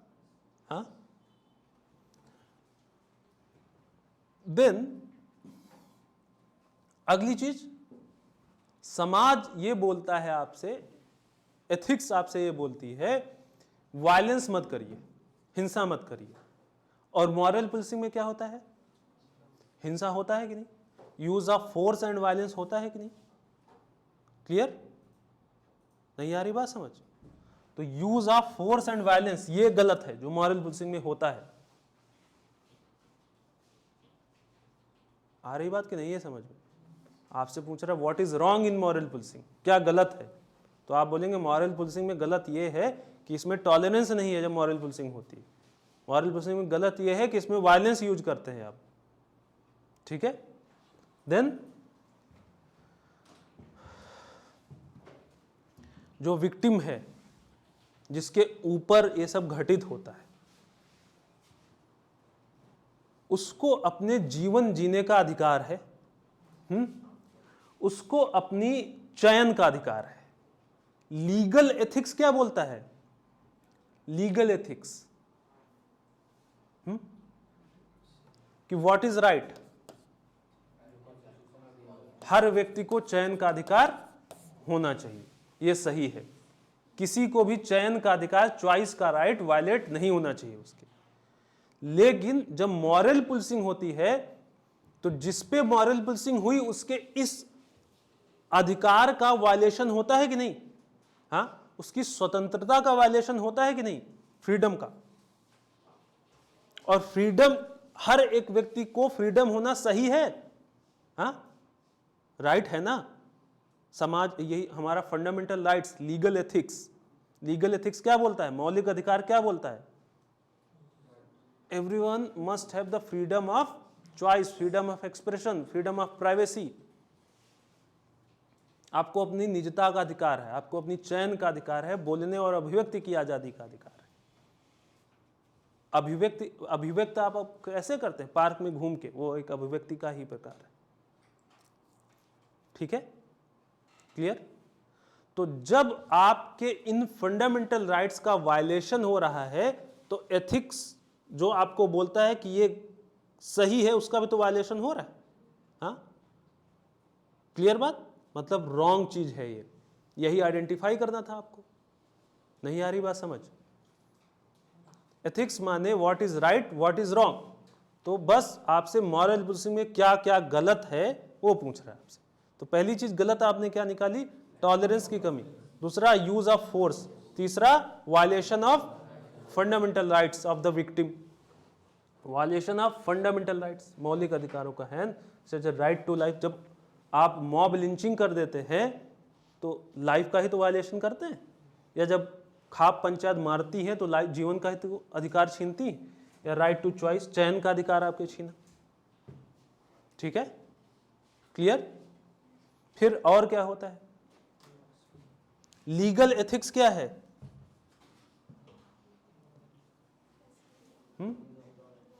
कि लॉ एंड ऑर्डर, कानून और व्यवस्था, हर व्यक्ति के जीवन और स्वतंत्रता की सुरक्षा, to protect the life and dignity of everyone. ये किसकी रिस्पॉन्सिबिलिटी है? हाँ, स्टेट की, सरकार की। तो लीगल एथिक्स ये बोलता है कि सरकार, गवर्नमेंट हर व्यक्ति की जान और माल की सुरक्षा करेगी। यह है लीगल एथिक्स। यहां पे जब मॉरल पुलिसिंग होती है, आपको कोई चाटा मारता है, आपके खिलाफ वायलेंस करता है, या गौरक्षक किसी को पीट डालते हैं, तो वहां पे रॉन्ग क्या है? स्टेट का मैंडेट फुलफिल नहीं हुआ, राज्य की असफलता, स्टेट्स फेल्योर है कि नहीं? नहीं आई बात समझ? राज्य की ये जिम्मेदारी थी कि वो हर व्यक्ति की जान और माल की सुरक्षा करे, to protect everyone's life and property. तो जब आपको मारा गया विजिलेंटे ग्रुप के द्वारा, तो स्टेट का फेल्योर है वहां पे। समझ रहे हैं आप बात?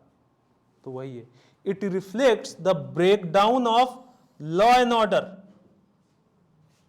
एंड दस द स्टेट्स फेल्योर, राज्य की असफलता। आइडेंटिफाई क्या करना है आपको? What is wrong in moral policing. तो पहला रॉन्ग, टॉलरेंस की कमी, use of force, violation of fundamental rights, states failure. Clear? समझ आई बात? देन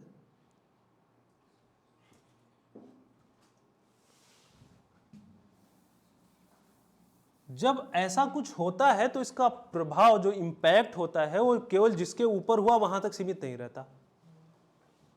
ये एक स्टेटमेंट होता है, एक चेतावनी होती है। किसके लिए? लार्जर कम्युनिटी के लिए। एक को मारेंगे और न्यूज चैनल उसका रिपोर्टिंग करेंगे, उसका यूट्यूब पे क्लिप बन जाएगा, आप देखेंगे, आपके भीतर क्या हो जाएगा? डर, चिलिंग इंपैक्ट। क्लियर बात? होता है कि नहीं ऐसा? हाँ, तो सोसाइटी में ये कैसी वैल्यू दे देगा ये मॉरल पुलिसिंग? पेसिमिज्म, अक्रियता, डर। होगा कि नहीं? हाँ, कहीं हम भी गए और पकड़ के सूद दिया ऐसे, तो चलो घर में बैठते ना, कहीं नहीं जाना। Fear, pessimism. ठीक है? So it percolates a sense of pessimism, A chilling impact on the society. समाज में ये अक्रियता की चेतना भर देता है, भय की चेतना भर देता है। क्या करना है आपको? Ethical issue, wrong wrong wrong identify करना है। तो आपने आइडेंटिफाई किया ना क्या गलत हो रहा है मॉरल पुलिसिंग के केस में? क्लियर? समझ आया सबको? इसको स्टेक होल्डर्स की अप्रोच से देखो। इस पूरे मॉरल पुलिसिंग में स्टेक किसका किसका है, किसका किसका हित है, कौन कौन लोग हैं? Good good good. हाँ, बहुत बढ़िया। 4 स्टेक होल्डर हैं मेनली। एक है विक्टिम, एक है एग्रेसर, स्टेट और सोसाइटी। 4 स्टेक होल्डर थे। अब बेसिकली आप अगर स्टेक होल्डर आइडेंटिफाई कर लेंगे तो देख लेंगे इनके साथ मॉरल पुलिसिंग में क्या क्या गलत है, इनके केस में क्या क्या गलत है, इसके केस में क्या क्या गलत है, इसके केस में क्या क्या। देखिए ये इसी को वीव कर दीजिए, इसी में आएगा कहीं ना कहीं। विक्टिम के केस में इसके फंडामेंटल राइट का वायलेशन हो रहा है।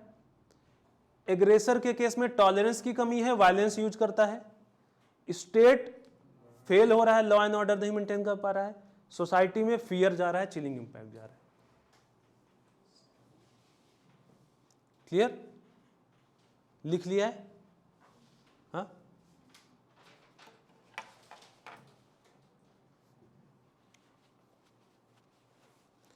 याद करिए, आपके सीसेट का जो टेस्ट होता है सिविल सर्विसेज एप्टीट्यूड टेस्ट, उसमें कॉम्प्रिहेंशन पूछा जाता है। क्यों?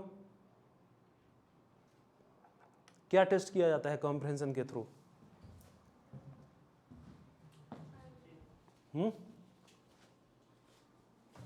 कॉम्प्रिहेंशन के थ्रू क्या टेस्ट किया जाता है आपका? किस चीज का एप्टीट्यूड?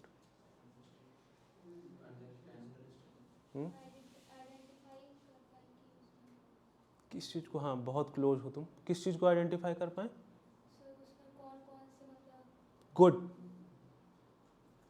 जब आपको कॉम्प्रिहेंशन दिया जाता है तो आपसे बेसिकली स्टेक होल्डर्स को आप आइडेंटिफाई कर पाते हैं कि नहीं, यही पूछा जाता है।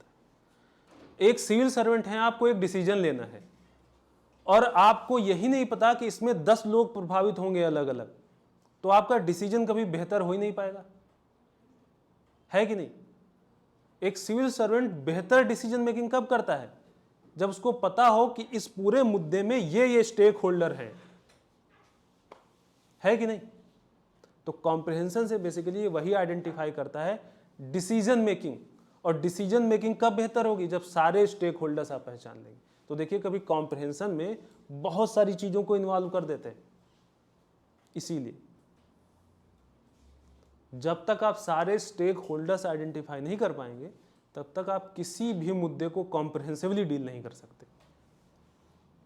ठीक है बात? तो ये क्या पढ़ रहे थे हम लोग? मॉरल पुलिसिंग, और इसमें ethical issues involve. I think आप लोगों को समझ आया होगा, है ना? किसी को कोई कंफ्यूजन तो बताए। ना समझ में आया कोई पार्ट है क्या ऐसा? Manish?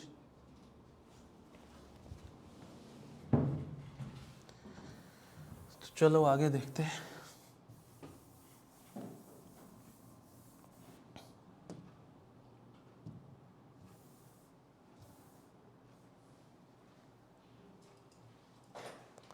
Ways of handling moral policing. Moral policing को कैसे प्रबंधित करें, कैसे मैनेज करें इसको? तो फिर वही स्टेक होल्डर की अप्रोच लगा दो। विक्टिम के केस में क्या करें, एग्रेसर के केस में क्या करें, स्टेट के केस में क्या करें, और सोसाइटी के केस में। तो एग्रेसर एग्रेसिव है क्यों? क्योंकि उसके भीतर टॉलरेंस नहीं था। तो टॉलरेंस कैसे आ सकता है उसके भीतर? उसके भीतर या नए उसके जैसे लोग ना पैदा हो पाए। भाई, जो भी एजेंट ऑफ सोशलाइजेशन है, उसकी फैमिली है, एजुकेशन है, मीडिया है, वो टॉलरेंस का एटीट्यूड इनकलकेट करे लोगों के भीतर। ठीक है? सहिष्णुता। विक्टिम के केस में क्या था? विक्टिम के फंडामेंटल राइट्स वायलेट हो रहे थे। कौन प्रोटेक्ट करेगा? स्टेट। तो the state must protect the victim, और विक्टिम को प्रोटेक्ट करते हुए जो भी एग्रेसर है, विजिलेंटी ग्रुप है, उसके खिलाफ स्ट्रिक्ट एक्शन ले, कठोर कार्रवाई करे।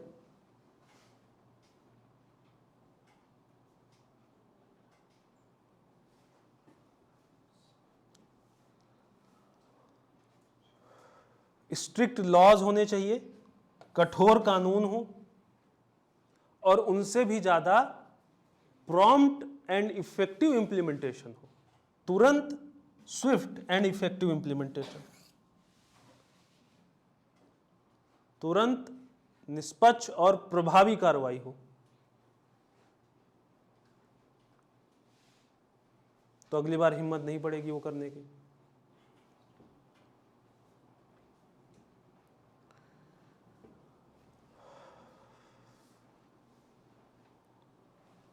फिर लोगों को संवेदनशील बनाइए, समाज को संवेदनशील बनाइए।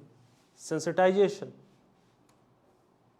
होमोसेक्सुअल के खिलाफ मॉरल पुलिसिंग होती है, तो लोगों को बताइए कि ये कोई मानसिक बीमारी नहीं है, कुछ गलत नहीं कर रहे हैं, आपको समझना पड़ेगा, हार्मोनल फिनोमिना है।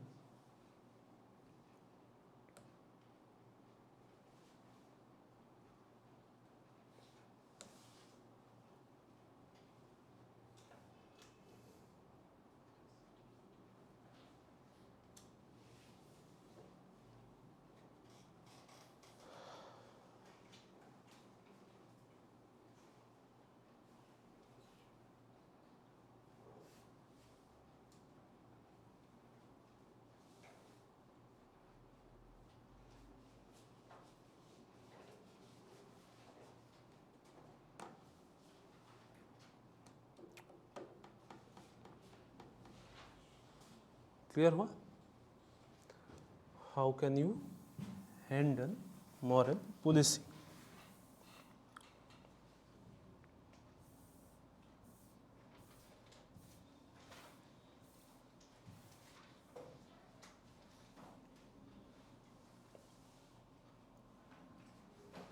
अब ये भी बहुत चर्चा में रहता है। वैल्यू कन्फ्लिक्ट का ही एक नेगेटिव कॉन्सिक्वेंस था, याद करिए, मॉब लिंचिंग। एक क्वेश्चन है, लिखिए इसको, नोट डाउन करिए पूरा सब कुछ।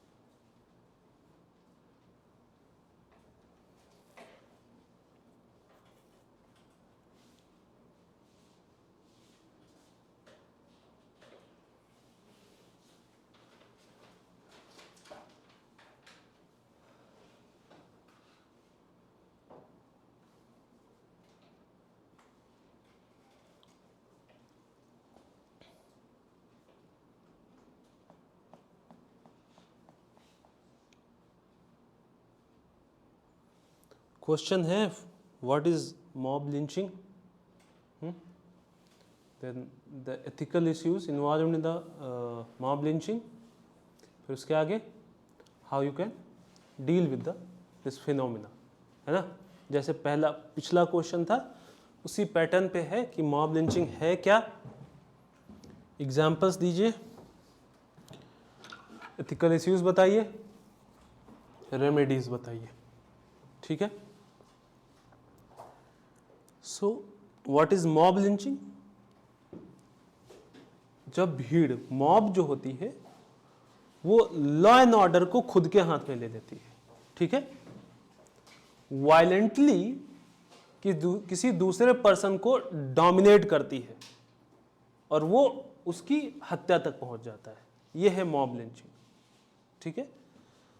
तो पहली चीज तो इसमें मॉब है, एक भीड़ है, वो क्या कर रही है, कानून और व्यवस्था को अपने हाथों में ले रही है, taking the law and order in their own hands, ठीक है।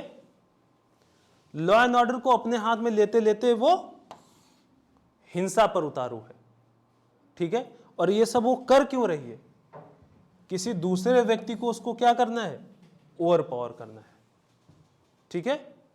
और वो किस एक्सटेंट तक पहुंच जाता है, उसकी हत्या तक, क्लियर। सो क्या है, 4-5 चीजें हैं, भीड़ है, मॉब है, लॉ एंड ऑर्डर कानून और व्यवस्था को खुद के हाथ में लेती है, वायलेंस पे उतारू होती है, किसी और व्यक्ति को ओवर पावर करने के लिए ये सब करती है, और ओवर पावर करते करते उसकी हत्या तक चीजें पहुंच जाती है, ठीक है, किलिंग तक। So this is called mob lynching, clear बात, समझ है, कोई कंफ्यूजन इसमें? तो स्ट्रेट फॉरवर्ड चीजें हैं, है ना, क्लियर ना। आप ओवर पावर करना चाहते हैं किसी को, उसके लिए आप कानून और व्यवस्था को खुद के हाथ में लेकर वायलेंटली काम करते हैं और जो उसकी हत्या तक पहुंच जाता है, किलिंग तक हो जाता है, एक्सटेंट तक, ठीक है। This is called mob lynching, clear है ना ये पार्ट।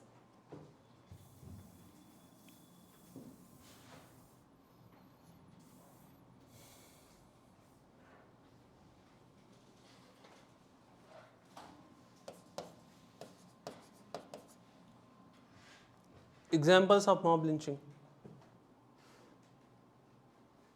आपने देखा होगा गौ रक्षक दल और कई केसेस ऐसे आए जहां पे मॉब लिंचिंग हुआ। हाँ, जैसे एक पहलू खान वाला केस था, है ना, अखलाक वाला केस था। गौरक्षक दल, फिर ये चीज आप ऑनर किलिंग में भी देख सकते हैं, खाप पंचायत जो करती है मॉब लिंचिंग।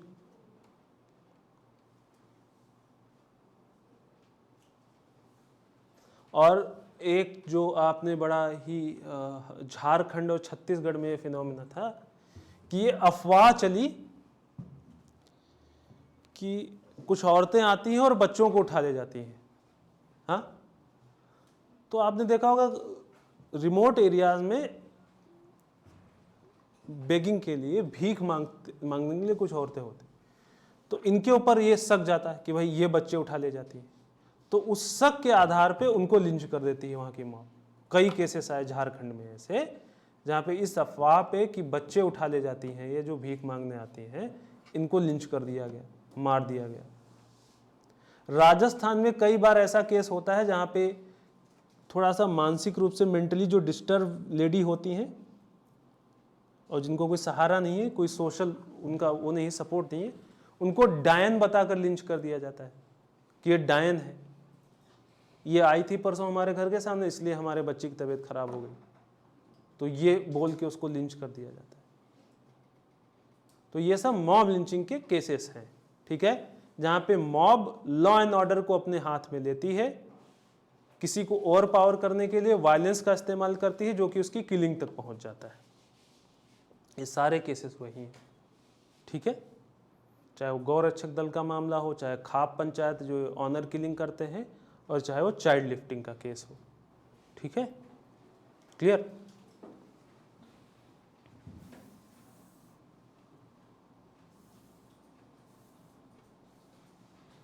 अब इस मॉब लिंचिंग के केस में तो पहला हो गया part, what is mob lynching, examples हो गए। अगला क्या है, हाँ, एथिकल इश्यूज। क्वेश्चन क्या था, देखिए क्वेश्चन देखिए, एथिकल इश्यूज। तो एथिकल इश्यूज के केस में बढ़िया अप्रोच क्या रहती है, आप किस तरीके से उसको डील करें, stake holder approach.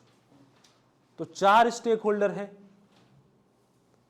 Victim, aggressor, state and society.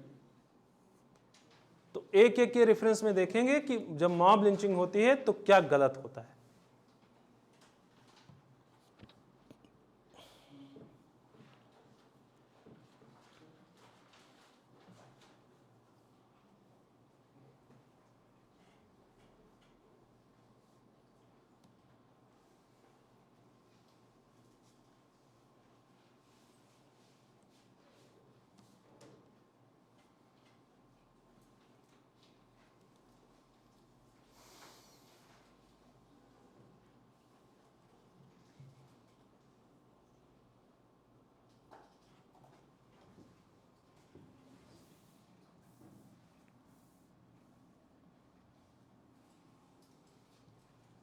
Note down कर लीजिए।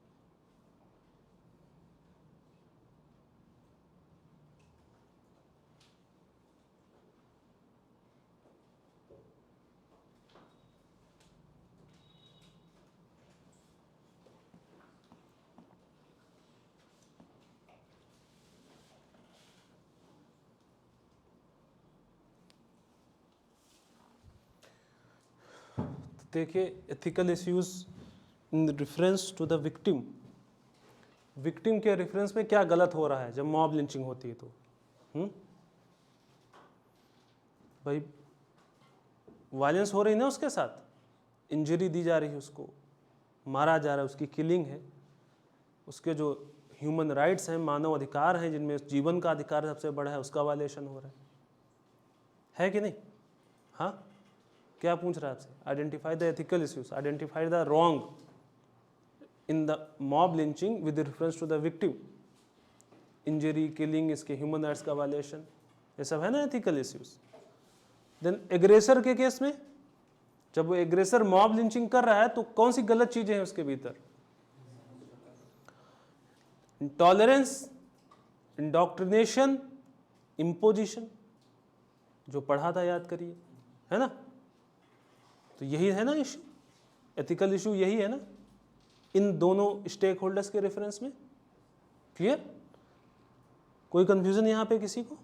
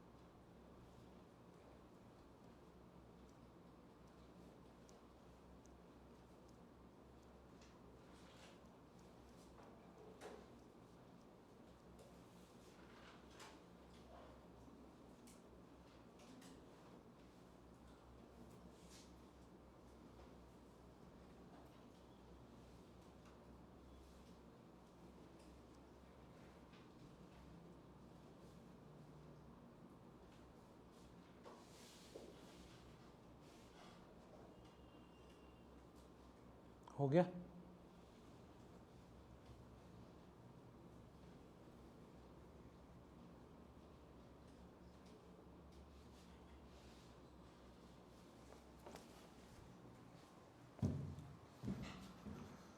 दो और स्टेक होल्डर बचे थे, स्टेट एंड सोसाइटी। ठीक है, तो स्टेट के केस में जैसा हमने मॉरल पुलिसिंग के भी उसमें देखा था, क्या एथिकली इनकरेक्ट है यहाँ पे क्या रॉन्ग हो रहा है? रॉन्ग ये हो रहा है कि जब भी मॉब लिंचिंग होती है तो लॉ एंड ऑर्डर का वायलेशन है, स्टेट का फेल्योर है कि नहीं? क्योंकि स्टेट की रिस्पॉन्सिबिलिटी होती है कि हर एक व्यक्ति के लाइफ को प्रोटेक्ट करेगा, वो हर एक व्यक्ति के जीवन की सुरक्षा करेगा, कानून और व्यवस्था बना के रखेगा। जब मॉब लिंचिंग होती है, एक मॉब किसी व्यक्ति को किल कर देती है, तो वहां पे स्टेट का फेल्योर है, लॉ एंड ऑर्डर का मेंटेनेंस नहीं कर पाया है स्टेट। क्लियर बात? समझ आई बात? ये part breaking down of law and order, that is state's failure. Then state की ही रिस्पॉन्सिबिलिटी होती है कि वो डिटरेंस क्रिएट करे। कोई भी इलीगल काम करने के रेफरेंस में लोगों के अंदर भय हो कि भाई अगर हम ये काम करेंगे तो सरकार दिक्कत कर देगी हमारे लिए, लैक ऑफ डिट। तो यहां पे क्या हो रहा है, जब मॉब लिंच कर दे रही है उसको, तो इसका मतलब उस मॉब के भीतर स्टेट का भय नहीं है, डिटरेंस नहीं है। डिटरेंस किस चीज से आता है? कठोर कानून, स्ट्रिक्ट लॉ, और उससे भी ज्यादा prompt and effective implementation of that strict law, severity of punishment और सर्टेनिटी ऑफ पनिशमेंट। अगर कुछ गलत काम किया, अवैध काम किया, इलीगल एक्ट किया, तो बहुत मैक्सिमम पनिशमेंट होगी, और वो पनिशमेंट जरूर होगी और बहुत कम समय में हो जाएगी, केस चलता नहीं रहेगा। ठीक है? तो इस चीज की कमी है, तभी तो मॉब लिंच कर देती है किसी को। हाँ, स्टेट की ये रिस्पॉन्सिबिलिटी है ना कि वो स्ट्रिक्ट लॉ लाए और उसका इफेक्टिव प्रॉम्प्ट और सर्टेनिटी ऑफ पनिशमेंट हो। ये किसकी जिम्मेदारी है? हाँ, स्टेट की है ना। तो ये नहीं हो पा रहा है ना जब मॉब लिंचिंग होती है। क्लियर? तो लैक ऑफ डिटरेंस, कोई स्पेशल लॉ नहीं है मॉब लिंचिंग को लेकर। हाँ, इम्पार्शियल इन्वेस्टिगेशन की कमी है, सर्टेनिटी ऑफ पनिशमेंट, अगर अवैध काम किया, मॉब लिंचिंग की, तो पनिशमेंट होगी ही होगी, इसकी सर्टेनिटी नहीं है, तभी डिटरेंस नहीं क्रिएट होता, तभी लोगों में डर नहीं है, वो मॉब लिंचिंग कर देते हैं। क्लियर बात? देन अगला, जब भी मॉब लिंचिंग होती है तो सरकार के प्रति लोगों का जो ट्रस्ट होता है वो इरोड होता है। भाई आज आप अपने घर में लॉक लगा के चले आते हैं या आराम से घर में बैठे हैं, आपको पता है आपके घर में कोई लॉक तोड़ के चोरी नहीं कर सकता। क्यों? वाई? सरकार है। अगर चोरी किया और आपने सरकार में FIR कर दी तो उसको पकड़ के सरकार उसके खिलाफ कार्रवाई कर देगी, 5 साल की जेल करवा देगी। ये ट्रस्ट है ना। क्लियर बात? सरकार पे आपका ट्रस्ट है। जब भीड़ किसी की हत्या कर देती है तो आपके अंदर डर बैठ जाता है, सरकार हमारी सुरक्षा नहीं कर पाएगी। तो इरोजन ऑफ ट्रस्ट, ये है ना, गलत हुआ ना, एथिकली इनकरेक्ट कुछ काम हो रहा है ना यहाँ पे, है ना। एथिकली राइट क्या होता कि ट्रस्ट बना रहे सरकार और लोगों के बीच। एथिकली रॉन्ग क्या हुआ? ट्रस्ट इरोड हो गया। क्लियर? तो सरकार के ऊपर से लोगों का भरोसा कम हो जाता है जब मॉब लिंचिंग होती है। क्लियर? तो स्टेट के रेफरेंस में ये क्या है? एथिकल इश्यूज जो आपको आइडेंटिफाई करने थे। क्लियर? समझ आई बात? देन आप सोसाइटी के रेफरेंस में इसको देखिए कि सोसाइटी के रेफरेंस में क्या एथिकल इश्यू है जब मॉब लिंचिंग होती है। तो क्या गलत है मॉब लिंचिंग और सोसाइटी? तो पहली चीज तो सोसाइटी में ये किस चीज को दर्शाता है या किस चीज को बढ़ावा देता है? मॉब मेंटेलिटी, मोबोक्रेसी, भीड़ तंत्र की मानसिकता। लोगों को पता चलता है कि अच्छा अगर हम भीड़ बना ले तो कुछ भी कर सकते हैं, इसका मतलब किसी को भी मार सकते हैं, कुछ भी कर देंगे। 1000 लोगों की भीड़ है, एक लोगों को मार दिया, किसको? सर भीड़ को कोई सजा नहीं होती, पता है ना। 1 लाख की भीड़ थी, 2 लोगों को मार दिया, सरकार क्या करेगी? 1 लाख लोगों को फांसी पे चढ़ा देगी। तो आप इससे प्रभावित होते हैं। भीड़ तंत्र की मानसिकता को बढ़ावा देता है, गलत है ना। अगर भीड़ ही जस्टिस करने लगी तो तालिबान तो बन जाओगे ना। किसी का रेप हुआ और आप बड़े उद्वेलित हैं और चौराहे पे खड़े होके जेल से उसको छुड़ा के चौराहे फांसी दे दिया,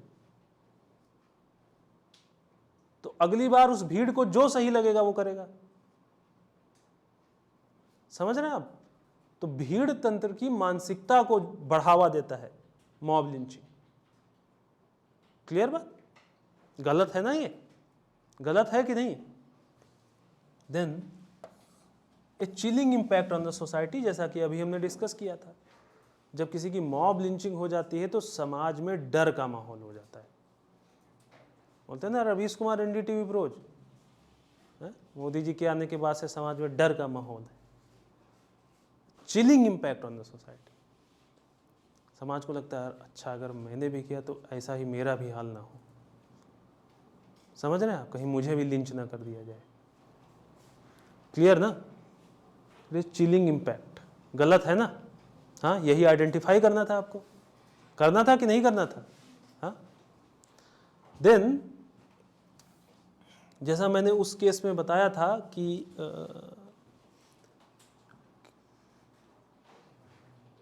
चाइल्ड लिफ्टर के केस में अफवाह फैल गई कि भाई ये जो भीख मांगने आते हैं ये बच्चों को चुरा ले जाते हैं। तो इसका मतलब जो सोसाइटी है वो किसी भी अफवाह पे विश्वास कर लेती है। हाँ, है, होता है ऐसा कि नहीं? हाँ। तो role of fake news, rumours, indoctrination in the society. झूठी खबर कुछ भी मान लेंगे और बस निकल पड़े लेके तलवार। पहले वेरीफाई तो कर लो उसको। हाँ, क्लियर बात ना। एक वीडियो कहीं देख लिया और उसमें उनके रिलीजियस प्लेस में कोई दूसरे रिलीजन का व्यक्ति कुछ कर रहा था और बस निकल पड़े लेके तलवार। पहले वेरीफाई तो कर लो कि आपकी नेबरिंग कंट्री से तो नहीं बना के किसी ने भेजा है कि आपके यहाँ कम्युनल वायलेंस हो। हमारा पड़ोसी देश बहुत अच्छा चाहता है ना हमारा, है ना। तो पहले वेरीफाई कर लो। र्यूमर्स, फेक न्यूज़ पे हम लोग चले जाते हैं, तो ये गलत है ना। मॉब लिंचिंग इसीलिए तो होती है। डायन बता के मार दिया किसी को। कहीं एक वीडियो देख लिया फेसबुक पे और जिसमें वो आई और किसी ने हुआ किया और बच्चा तबीयत खराब हो गई। अब तुम जान गए कि जो भी आएगा थोड़ा सा अगर ऐसा उसका वेशभूषा होगी तो वो डायन ही होगी, और बस जहाँ देखा मार दिया उसको। ठीक है ना। तो ये गलत चीज़ें हैं जो मॉब लिंचिंग के साथ एसोसिएटेड है, फेक न्यूज़, र्यूमर्स।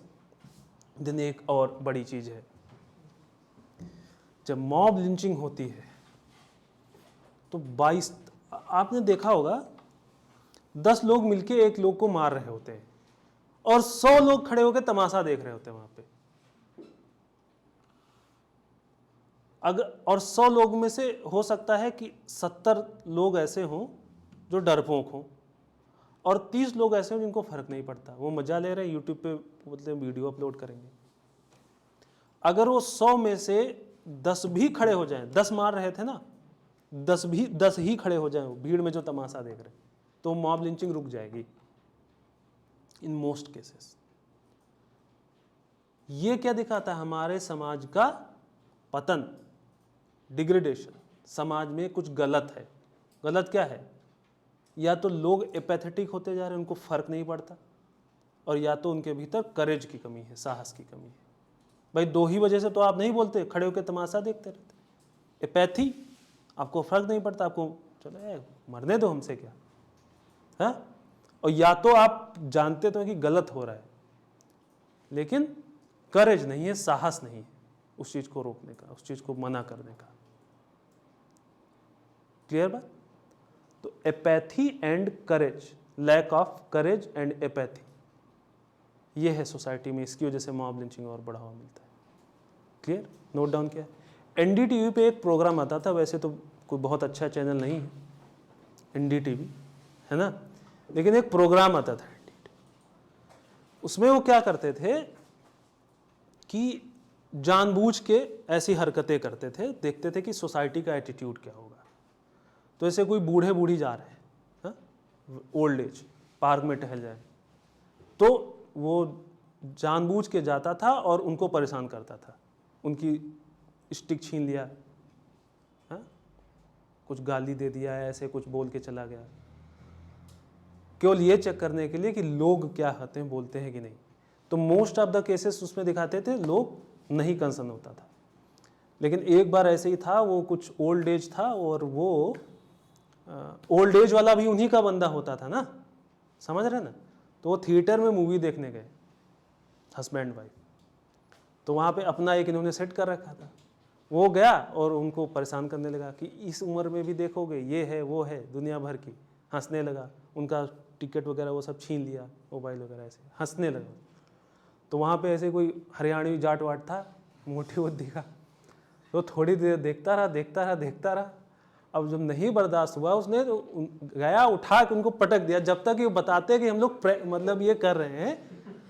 और उसके बाद बताई वो लेडी जो पूरा रन कर रही थी कैमरे से दूर से, वो आई बताया कि हम ये कर रहे हैं, लेकिन तब तक जो कर रहा था उसको उसने अच्छे से जो है को प्रसाद दे दिया।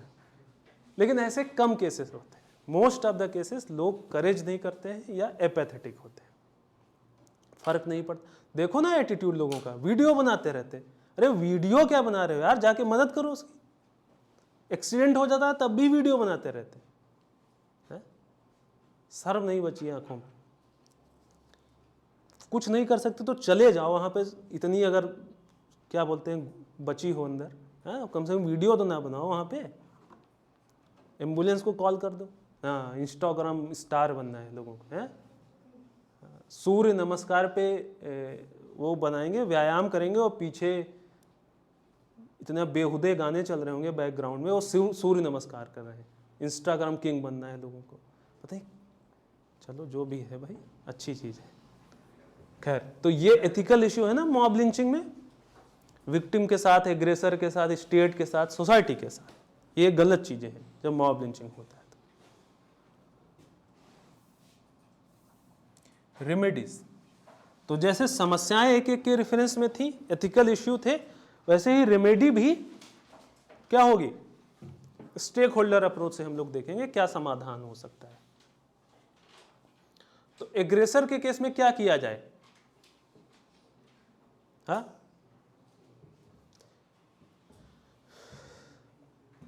चलिए नोट डाउन कर लो।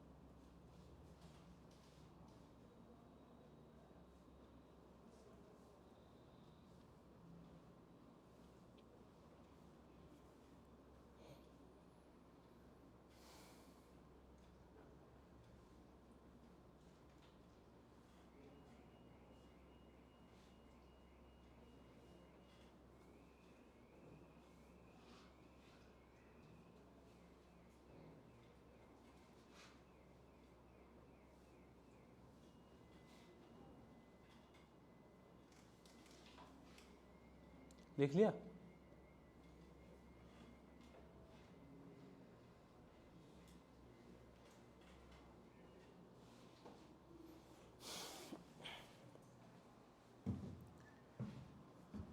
एग्रेसर के केस में आप समाधान ये है कि इस व्यक्ति को आप स्विफ्ट एंड स्ट्रिंजेंट पनिशमेंट दीजिए, शीघ्र और कठोर दंड दीजिए, ठीक है, जिससे आगे ये फिर कभी ये हरकत ना कर पाए, या इससे प्रभावित होकर, इससे अफेक्ट होकर, इससे मोटिवेशन लेकर कोई और ऐसा काम ना करे, ठीक है।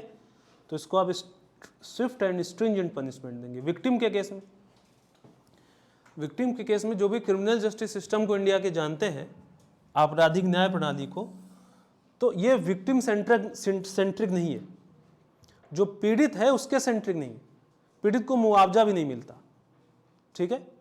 इन जनरल जो विक्टिम है उसको कोई मुआवजा नहीं मिलता सामान्यतः, ठीक है। तो रेमेडी ये है कि भाई जो आपका क्रिमिनल जस्टिस सिस्टम है उसमें आप कंपनसेशन की व्यवस्था करिए, मुआवजे की व्यवस्था करिए, ठीक है। अब ये मुआवजा आप किस बेसिस पे देंगे इसको, कितना इसको फिजिकल इंजरी हुई है, कितना शारीरिक चोट पहुंची है, कितना साइकोलॉजिकल इंपैक्ट हुआ है, इसकी वजह से इसकी लाइवलीहुड कितनी लॉस हुई है, और केस लड़ने में कितना इसका पैसा खर्च हुआ है, लीगल एड।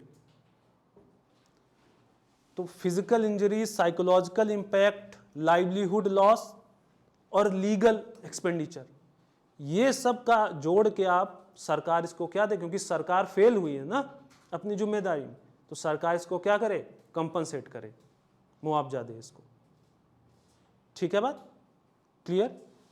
देन आपने ये देखा होगा मॉब लिंचिंग का केस होता है, उसके बाद भी, क्योंकि ये विजिलेंटे ग्रुप बहुत पावरफुल होते हैं जो ये मॉब लिंचिंग वगैरह करते हैं, तो उसके बाद उनकी फैमिली को प्रेशराइज किया जाता है कि आप ये केस परस्यू ना करें, वापस लेने केस, धमकी दी जाती है। तो ये इंश्योर करे सरकार कि जो विक्टिम है, जो मर गया, उसकी जो फैमिली है, उसको एफआईआर के बाद कोई थ्रेट ना मिले, उसकी सुरक्षा हो, ठीक है बात। ये कर सकते हैं आप, एग्रेसर को रोकिए, विक्टिम जब कोई विक्टिम बन ही गया है तो अब उसको, विक्टिम को जैसे जैसे भी सहायता कर सकते हैं करिए, ठीक है। क्रिमिनल जस्टिस सिस्टम को कंपनसेशन सेंट्रिक कीजिए, क्लियर, और एफआईआर होने के बाद उसको थ्रेट से प्रोटेक्ट करें, ठीक है। हाँ हाँ, एग्रेसर से मतलब जिसने किया है,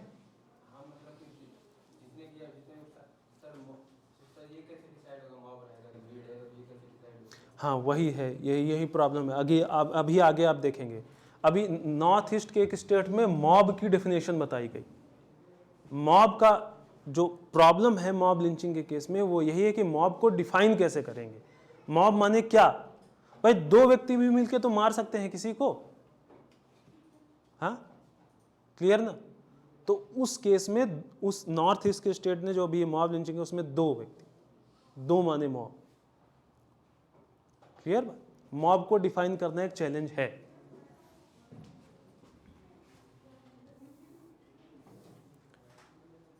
now remedies with respect to state, राज्य क्या करे।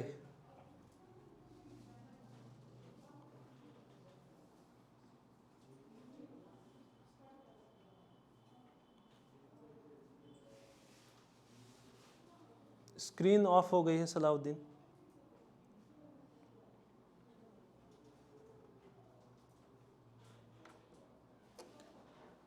Can it be said that moral policing is the result of intolerance? हाँ हाँ बिल्कुल सौरभ, यही है, इंटॉलरेंस की वजह से मॉरल पुलिसिंग होती है, एक कारण इंटॉलरेंस है।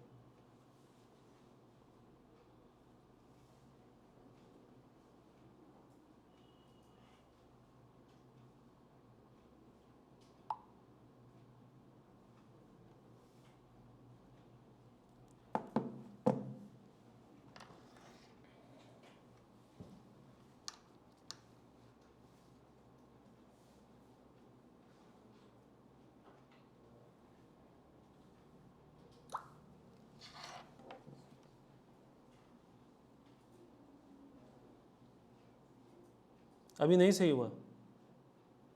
नहीं आ रही है। नहीं, यहाँ पे नहीं, बच्चों को नहीं आ रहा है।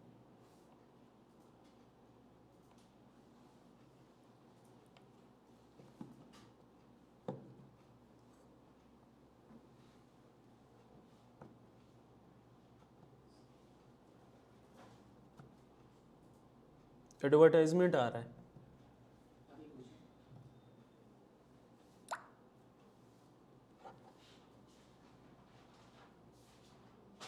कुछ अब सही है।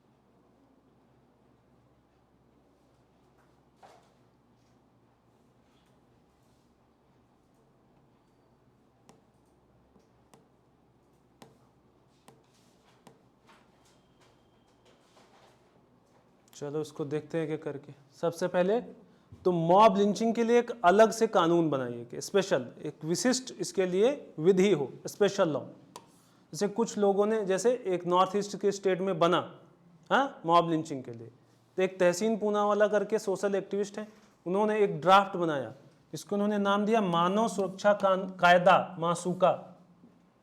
ठीक है, एब्रिविएशन बहुत अच्छा रखा था, जिससे लोगों को याद रहे, है ना। अब याद रहेगा ये। इस जो लॉ बने उसमें मॉब की डेफिनेशन बहुत क्लियर हो, जैसा कि अभी चर्चा हुई थी। तो मॉब को कैसे आप डिफाइन करेंगे, इसको बड़ा क्लियर करें। टाइम पीरियड फिक्स कर दें कि भाई इतने टाइम पीरियड में एफआईआर हो जाए, इन्वेस्टिगेशन 90 दिन में खत्म हो जाए, एग्जाम्पल के लिए प्रोसिक्यूशन 1 साल में हो जाए, कन्विक्शन हो जाए 1 साल के भीतर। ठीक है, जिससे स्विफ्ट पनिशमेंट दे पाए आप, डिटरेंस क्रिएट हो जिससे। देन स्विफ्ट, जल्दी से चीजें खत्म हो, जल्दी से सुनवाई हो, तो उसके लिए क्या करें, फास्ट ट्रैक कोर्ट बना दीजिए जहां पे डेली हियरिंग हो। स्ट्रिंजेंट पनिशमेंट, कठोर, तो मैक्सिमम इन स्पेक्ट्रम, फांसी या उम्र कैद, इसका प्रावधान रखिए। और उससे भी बड़ी सर्टेनिटी ऑफ पनिशमेंट, निश्चितता हो कि अगर मॉब लिंचिंग की तो पनिशमेंट हो ही जाएगी। सरकार के पास ऐसा इन्वेस्टिगेशन का संसाधन है, ऐसे सरकारी वकील हैं जो साबित कर देंगे कि आपने मॉब लिंचिंग करी और आपको जेल या फांसी हो जाएगी। ठीक है। देन विटनेस को प्रोटेक्शन दीजिए। जैसे बोलते हैं ना, कातिया के खिलाफ कोई गवाही नहीं देता, तो ऐसी वाली सिचुएशन ना हो पाए कि भाई कातिया के खिलाफ लोग गवाही दें, विटनेस को प्रोटेक्शन दीजिए। देन ऐसे लोग जो होते हैं ये अपनी लोकेशन भी बदलते रहते हैं लेकिन उनका बिहेवियर नहीं बदलता, तो CCTNS लगाइए। Crime and criminal tracking network system, इसमें एक सेंट्रलाइज्ड डेटाबेस होता है ऐसे उद्यमी, ऐसे धूर्तों का जो ये सब करते हैं, है ना। तो मान लो ये अभी लखनऊ यूनिवर्सिटी में थे, कल दिल्ली यूनिवर्सिटी में चले गए, तो उनका डेटाबेस हो जो सारे थानाओं तक हो, सेंट्रलाइज्ड डेटाबेस। इस आदमी नज़र रखो, ये कर सकता है खेल, है ना। CCTNS। कम्युनिटी पुलिसिंग, लोगों को इन्वॉल्व करिए पुलिसिंग, पार्टिसिपेशन दीजिए उनको। नोडल ऑफिसर बहुत इंपॉर्टेंट है, सुप्रीम कोर्ट ने भी बोला एक नोडल ऑफिसर नियुक्त हो हर जिले में, जिसकी स्पेसिफिक रिस्पॉन्सिबिलिटी क्या हो, इंटेलिजेंस जुटाने की, कि भाई कहीं ऐसा माहौल तो नहीं बन रहा है जो मॉब लिंचिंग में कन्वर्ट हो जाए, और कम्युनिटी को ये क्या रखे, उनके बीच टॉलरेंस रखे। ठीक है। देन आपने देखा है जब कई बार ऐसा भी होता है मॉब लिंचिंग होती है तो जो पुलिस है, पुलिस मौके पर पहुंच जाती है लेकिन रोकती नहीं है, रोकती है तो अस्पताल नहीं पहुंचाती टाइम से। इसका मतलब जैसे कि पहले चर्चा हुई थी, पुलिस खुद जो है उसमें कहीं ना कहीं क्या होता है, टैसिट सपोर्ट होता है पुलिस का। तो पुलिस के भीतर क्या लाना है आपको, प्रोफेशनल एथिक्स। और पुलिस का प्रोफेशनल एथिक्स क्या है कि वो पॉलिटिकली न्यूट्रल रहे, कानून के अकॉर्डिंग काम करे, संविधान के अकॉर्डिंग काम करे। सो पॉलिटिकली न्यूट्रल, पॉलिटिकल न्यूट्रलिटी इन पुलिस, राजनीतिक तटस्थता। मंत्री जी कहेंगे तब कार्रवाई होगी, नहीं, किसी ने कानून का वायलेशन किया तो कार्रवाई होगी उसके खिलाफ, ठीक है बात। देन अगला, इनका बढ़ावा इनको कब मिलता है, जब जो हाईएस्ट पॉलिटिकल ऑफिस पे बैठे लोग हैं ये इसको कंडेम नहीं करते, है ना, प्रधानमंत्री, राष्ट्रपति, गृह मंत्री, है ना, home minister, prime minister, president. तो जब इसको ये कंडेम नहीं करते तो लगता है इनका टैसिट सपोर्ट है। तो हाईएस्ट पॉलिटिकल अथॉरिटी इसको बहुत ही स्ट्रिक्ट टर्म्स में कंडेम करे कि हमको ये एक्सेप्टेबल नहीं है। तो आपने देखा होगा नरेंद्र मोदी ने गौरक्षक दल के बारे में क्या बोला था, याद है? नहीं याद है? तो याद दिलाता हूं, बोला था ये सब दिन में ये करते हैं और रात में गुंडाई और ये सब करते हैं। मोहन भागवत ने क्या बोला कि गाय को मानना ठीक है लेकिन आप उसके लिए किसी को लिंच नहीं कर देंगे, ठीक है। तो जो हाईएस्ट पॉलिटिकल अथॉरिटीज हैं, सोशल अथॉरिटीज है, वहां से इसका कंडेम किया जाए इसको कि नहीं ये गलत है, ये एक्सेप्टेबल नहीं है, ठीक है ना। तो जो इनके सपोर्टर हैं उनको भी मैसेज जाएगा कि ना ये नहीं कर सकते हम, समझ रहे हैं बात। तो ऐसी चीजें हों स्टेट की तरफ से, राज्य की तरफ से, ये रेमेडी है सोसाइटी की तरफ से, अब कल देखेंगे, ठीक है।